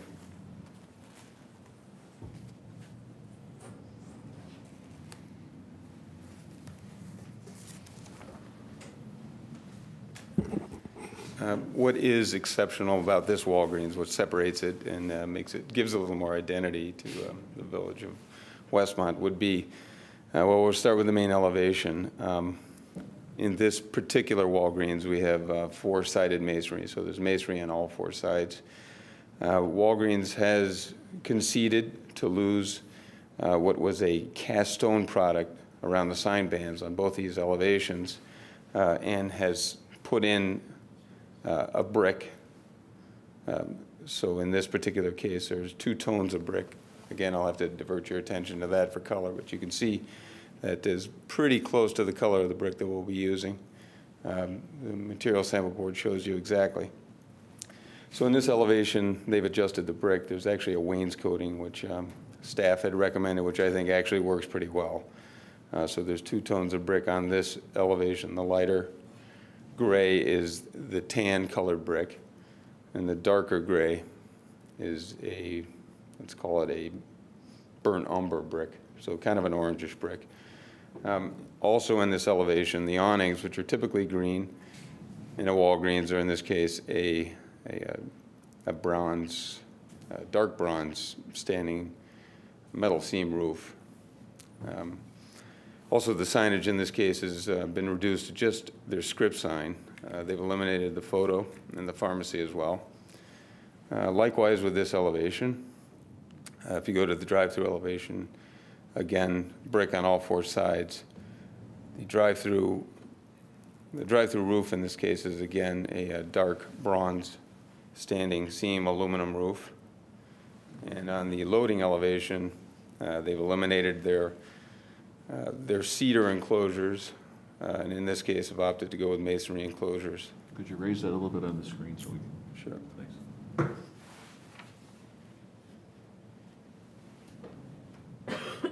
And I can give you a little bit of an idea of what they've done with the signage as well, if you'd like to get into that arena. Otherwise, I'll maybe now I can answer any questions you have on the elevations. How does this compare in size to other Walgreens? You keep mentioning it's 14,000. How is that? Is it a bigger Walgreens than we've seen, or is it about just is that the normal size? It is the normal size. That is a prototypical size now for Walgreens. Something that we have gone back and forth quite a deal with staff is the signage. As I showed you on the elevations, it is a variance to have more than two signs. We have the two script signs on the elevations. We also have behind the glass at the glass tower a internally illuminated cabinet. We also have two monument signs, one larger, one smaller. The larger being at the corner of Cass in Ogden. This particular sign here, I'll show you the color rendering we have of that. Probably have to do it sideways just so it fits a little bit better. But in this monument sign, we've chosen masonry as well. These brick colors will match the building. The overall height is 25 feet in this case. The other signage which is at the entry off of Cass, is this smaller sign here, which is 6 feet tall and matches essentially the same square footage that we had previously. So if anyone has any questions on that, I'd be glad to answer them.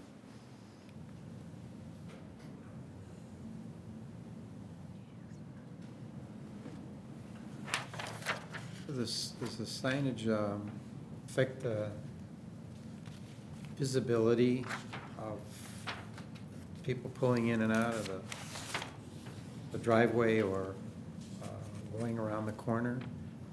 I mean, can you see underneath the sign on the corner? Is it concerned about it blocking the view? The signage does meet all of our setback and line of sight criteria, and also it does have a significant gap underneath the sign to the top of the message board that will allow for some additional visibility. I was going to ask, is that the message board? Here, let's put it on the screen. Yeah, this part's the message board. The smaller signage, is it two-sided? Is it a four-sided, like a cube to fit on the pillar? It's, well, you can kind of see a section below it, so it is thinner than it is wide, but it is four-sided brick. So it is, let's see what that is, about 3 feet wide and about 2 feet in depth. But the sign's just on two sides, not on all four? That's correct. Right. Can you tell us about the message board? It's an LED message board or reader board. It is a red color and does not flash or anything. The messages are interchangeable. I think for the most part they are static, so they'll stay up there for a long period of time. And I know Walgreens is a public service, also uses it as an Amber Alert and some public safety issues as well. The village did adopt sign regulations for LED signs and the moving type signs, and I think the image can't change more than every 20 or 30 seconds. I think it's 30 seconds. So you don't have the flashing lights under our ordinances. And we found out those are pretty easy to program through the computer that sets them up and sends the messages in. Great.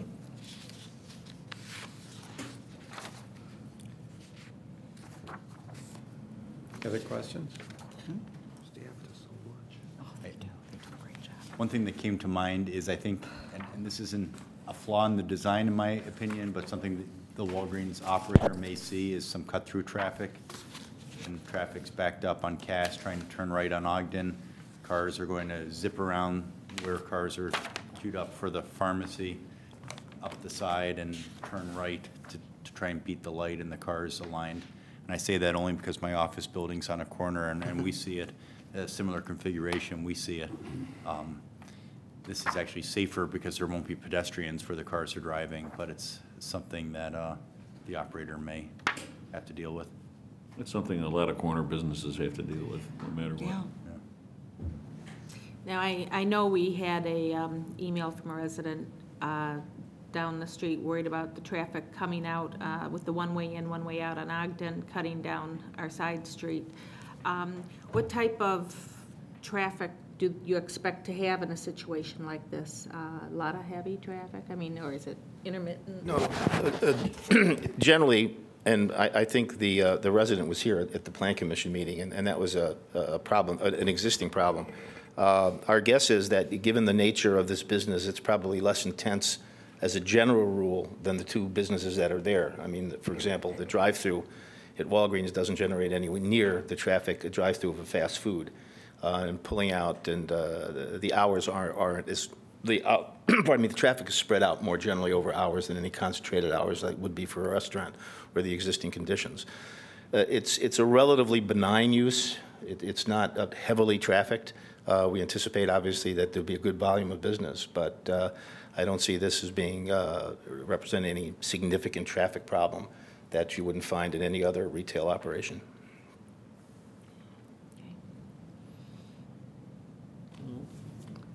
I still think it's something that the village has to take into consideration, at least on Warwick, if the traffic counts do increase a lot more than what they are now. It'd be interesting to do a traffic study down there. Now and then maybe, 6 months after they're in or a year after they're in. I know there's not a lot you can do because of the way that is, but. There's nothing you could do other than make Warwick one-way northbound at that area to prevent cars turning down there. The fact is, it's a B2 use, is a permitted use. You can't stop it from going in. Well, and we have similar, I mean, we have that situation throughout town. I mean, just think of Cass Avenue being backed up and the cut-through traffic on Lincoln and Linden as a result of that. People, I do it. I cut down Lincoln or Linden to get to Burlington and then cross the tracks, and I don't sit on Cass Avenue. So I think it's an issue that is a nature of it's a nature that it's the times. I mean, that street does have a high traffic count, though. Where they have a lot of traffic count. They had 1,100 cars that one time they did it. I mean, that's a lot of cars to go down a residential area. It is. It definitely is. I don't know how we stop it short of making it. I know. I mean, that door kind of got open when they put the traffic light there. Yeah. I mean, it's an unfortunate scenario, and I understand what they're saying. But you put a traffic light at a corner or a street, you're opening that door for people to make that turn. And then you have retail or businesses on the corner also there that have to have access to customers. Based on the business, the way it's set up. Blackhawk gets a lot too. I think and I'm concerned like anybody else with the traffic that cuts through, but I mean, I guess I have to look at this as a name brand company that evidently has been working for a long time to try to get this corner over many years. And I think that, and correct me if I'm wrong with the petitioners, that you alone have been working with these property owners up there to try to acquire this property. That the village basically has not been involved in that negotiation at all, other than dealing with your particular structures, correct? Correct. How many years have you guys been working on this to try to get it done? 4.5 years. Wow. Walgreens time, right? In Walgreens time. They wanted the other corner before. We have village Right. time. They wanted the other corner before, on the southwest corner. They were looking at the intersection as a whole, but this is the corner that was the preference at all times. I personally have been working on this intersection for about 4.5 years. It has been a Walgreens target for over 7. This is a very important site to them at a time when they're not expanding.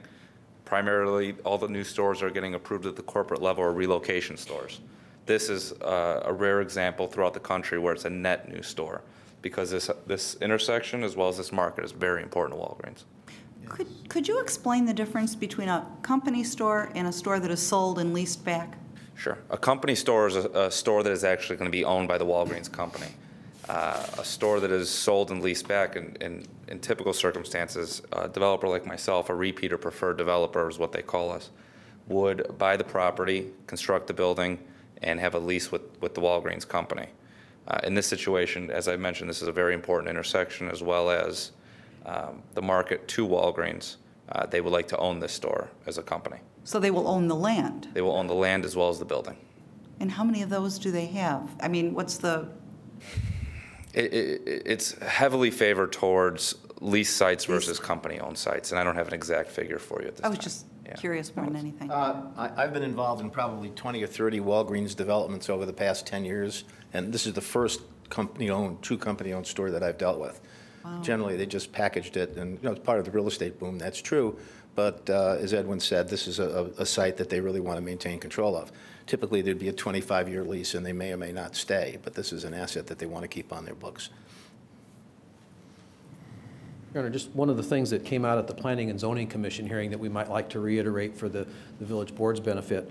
Tom, do you recall when the traffic count was done on Warwick? Was that prior to or after the resurfacing of Black Hawk Drive? Was it after? Okay. So pretty recent. It was after because it was done using radar equipment.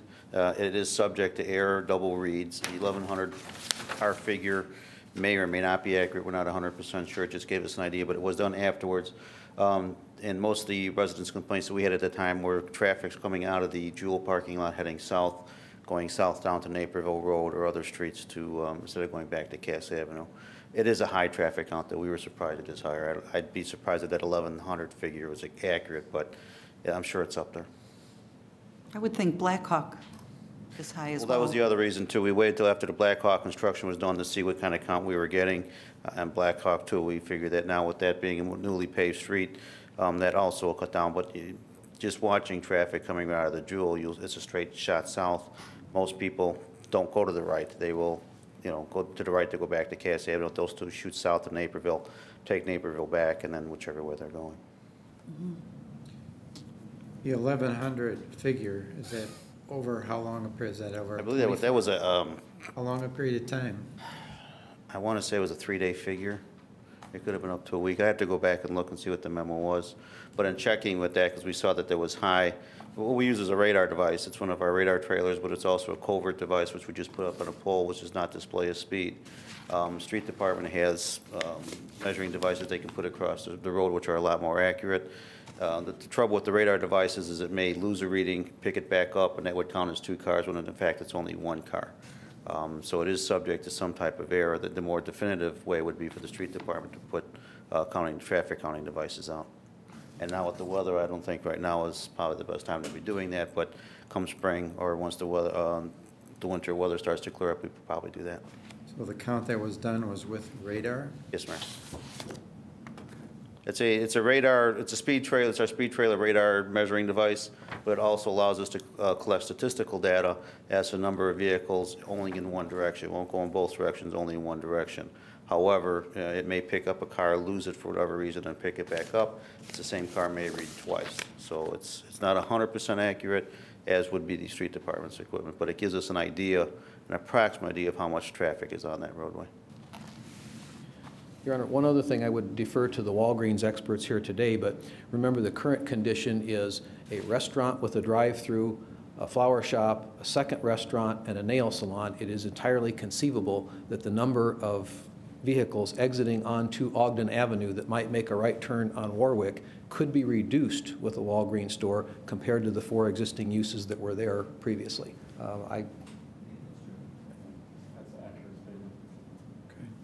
Makes sense. It could be, but I'd sure like Walgreens to do good and know that it's actually even better. But it's just something that came up that we're going to have to be aware of. Can I ask, is this going to be 24 hours? What are the hours? At this time, we're seeking approval for a 24-hour store, but Walgreens is not expecting to open up as a 24-hour store at the date of opening, but they would like to have the right to open up 24-hour should the demand call for it. Does anybody know what's going to happen to the White Castle? I know Phillips is going to be going to their corporate, from what it looks like, to their building, but White Castle looking to relocate, or have we heard? I could speak to that. White Castle is looking for relocation. They prefer to stay on Ogden Avenue and within the village of Westmont. They are not closing because of poor sales. They're simply closing for other reasons at this time, but they would like to stay in the area, as well as Phillips would like to stay in the area as well. Great. And I know that we got an email wondering about Quiznos now. We could try to find a spot. They don't need a large spot. Bring them downtown here. Sure. That'd be nice to have a walk-in with Quiznos down here. But I know I was kind of excited years ago when White Castle came, and I hate to see that beautiful building down, but find a spot for them. Work hard. Pardon me? Well, it's the only place. It's a healthy move. I think the trade-off outweighs that. I'll take Walgreens over White Castle any day. Yeah. And my son doesn't get back into town that often to keep him in business, so what the heck. It would be nice if they could stay in town, though. It is nice. There's not a lot of them out there, and I think that's nice. It's something different that people still enjoy. Goes back to my old age. How soon would they plan on starting this project after? Maybe Mr. Gus. Assuming they get approval on Monday evening. Our purchase agreements are structured so favorably for the tenants so that they have an appropriate time to relocate as well as go through certain holiday seasons. Our last discussions have been, assuming that we do receive approval, approximately 1 year from now, February 1st, would be the start of a demolition date, and then March 1st, weather permitting, would be the start of the construction. Okay. For a store opening of September. Great. Of 2011. Okay. Any other questions? I'm trying to go back to the original on all the variances. Was that 24-hour on there? The original list of... Doesn't require variance. Okay, it doesn't require one. I thought we could restrict time on. I'm sorry? I thought we could restrict time, so I didn't know if it was written in here that they had to have the 24-hour or they wouldn't come. Because I think we were allowed to set time if we didn't want a 24-hour, but maybe not then. I believe the businesses right across the street are open 24 hours at Jewel. Well, that's what I'm saying. They've cut back. They've cut back, but hopefully they'll come back. But that's why I just wanted to, I just didn't know if we needed to state it in here that it would be allowed to make sure that. I'm not aware of a business regulation that the village has that prohibits 24-hour stores. If you feel that's necessary as a special condition, as part of the special use, that's reasonably related, is something the board can discuss. Okay. You know, this is a busy commercial corridor with the 24-hour right across the street, so no Well, I'm residences presuming they'll open up again 24 hours as soon as things get better. I just wanted to make sure that they didn't need to see it in writing that we would allow. No. Okay, thank you. Okay. Any other questions? Did you have anything further, Fred? Your Honor, just kind of a couple, maybe a wrap-up comment. We've had kind of a heavy agenda tonight with development issues, and maybe do an economic development commercial here. It's indeed gratifying that, you know, based on some of the agenda items that you see here tonight, in spite of the downturn in the national and the world economy, that things seem to be moving along at a moderate pace here in Westmont. Not only are we seeing a new Walgreens store developed at this intersection, unlike many other communities which have seen auto dealerships fail or lose their franchises, not only has that not happened in Westmont, but we have 2 additional auto dealers that are now in an expansion mode. We think that speaks well of the reputation of the community and your leadership on the village board, and we're very pleased to be a part of that and to work with these fine developers to bring these development ideas and concepts before you. And the sales tax revenue to be generated by the Village of Westmont should be greater than the combination of all the other businesses that are currently on that site by far. Is that a reasonable assumption? Yeah. They don't want to give away any trade secrets, Your Honor. They're going to sell a lot. We were considering coming back with Walgreens auto sales, but we'll stick with the pharmacy and the, thank you. Okay, very good. There are no more questions. This will be on our agenda for Monday. Thank you. Thank you very much. That's correct. Next item, Downers Grove Sanitary District Intergovernmental Agreement. Board to consider entering into an intergovernmental agreement with the Downers Grove Sanitary District for the West Cass Avenue alley improvements between Naperville Road and Burlington Avenue. Mayor, the Downers Grove Sanitary District is currently in construction with a sanitary sewer reconstruction project in that west alley from Naperville Road, and it goes about 1.5 blocks, so about mid-block between Irving and Norfolk will be the end of their improvement. They have to trench all the way, through the alley because it's a removal and a replacement, and they're moving very quickly because they were a recipient of some ARA money, and those have to be shovel ready, and then once you're awarded, as you know, with our water main projects, everything moves fast after that.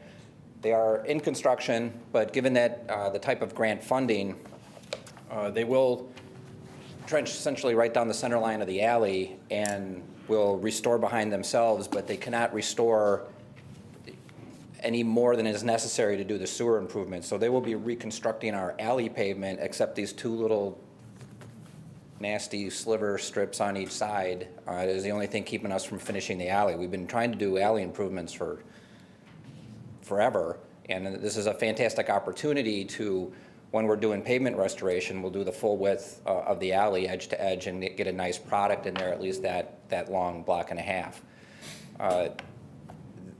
Again, they cannot participate because it does not meet the terms of their grant funding, so the intergovernmental agreement will allow us to participate and pay the difference for just the pavement restoration to do the full width of the alley. The engineers estimate, they already went out to bid, they're already in construction.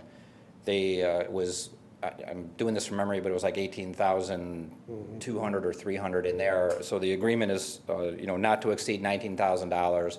Also, because we weren't anticipating this, you'll see somewhere in this agreement that they've agreed to take on these improvements pending approval of the agreement, do the restoration, and we won't be billed until after June 1st, or it says not before June 1st of 2010, so that we have the ability to incorporate it into our budget. And we've already met with finance, and this will be an item in the budget that you'll see, but it's already figured out how to be accommodated.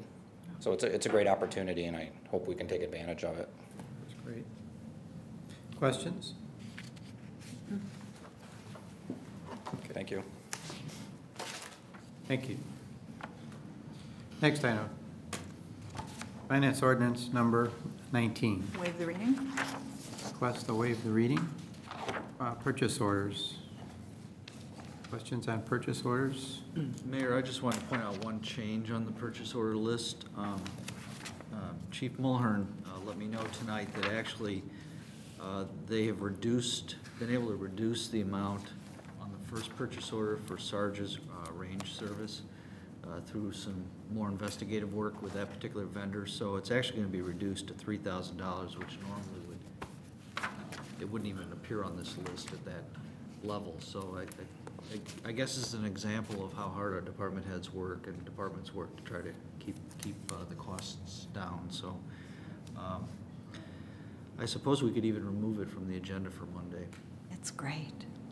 We're taking it off. Oh, okay. Who else uses our range besides our own police department? And do they pay for use of our range? We currently have an agreement with the Clarendon Hills Police Department where they use our range. However, there is no payment. They have what's called a FATS machine. It's a firearms training. It's a judgmental firearms training. It's a large wall-sized video screen where the officers have scenario type training.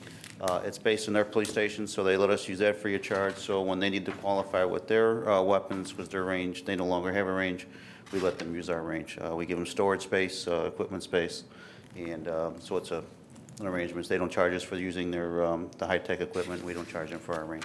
Do you use their equipment as much as they do the range? Yeah, it depends on training. We do annual qualifications using the judgmental firearms training, as well as use it for our citizens. They've also opened up for our Citizens Police Academy to come and see it that way as well.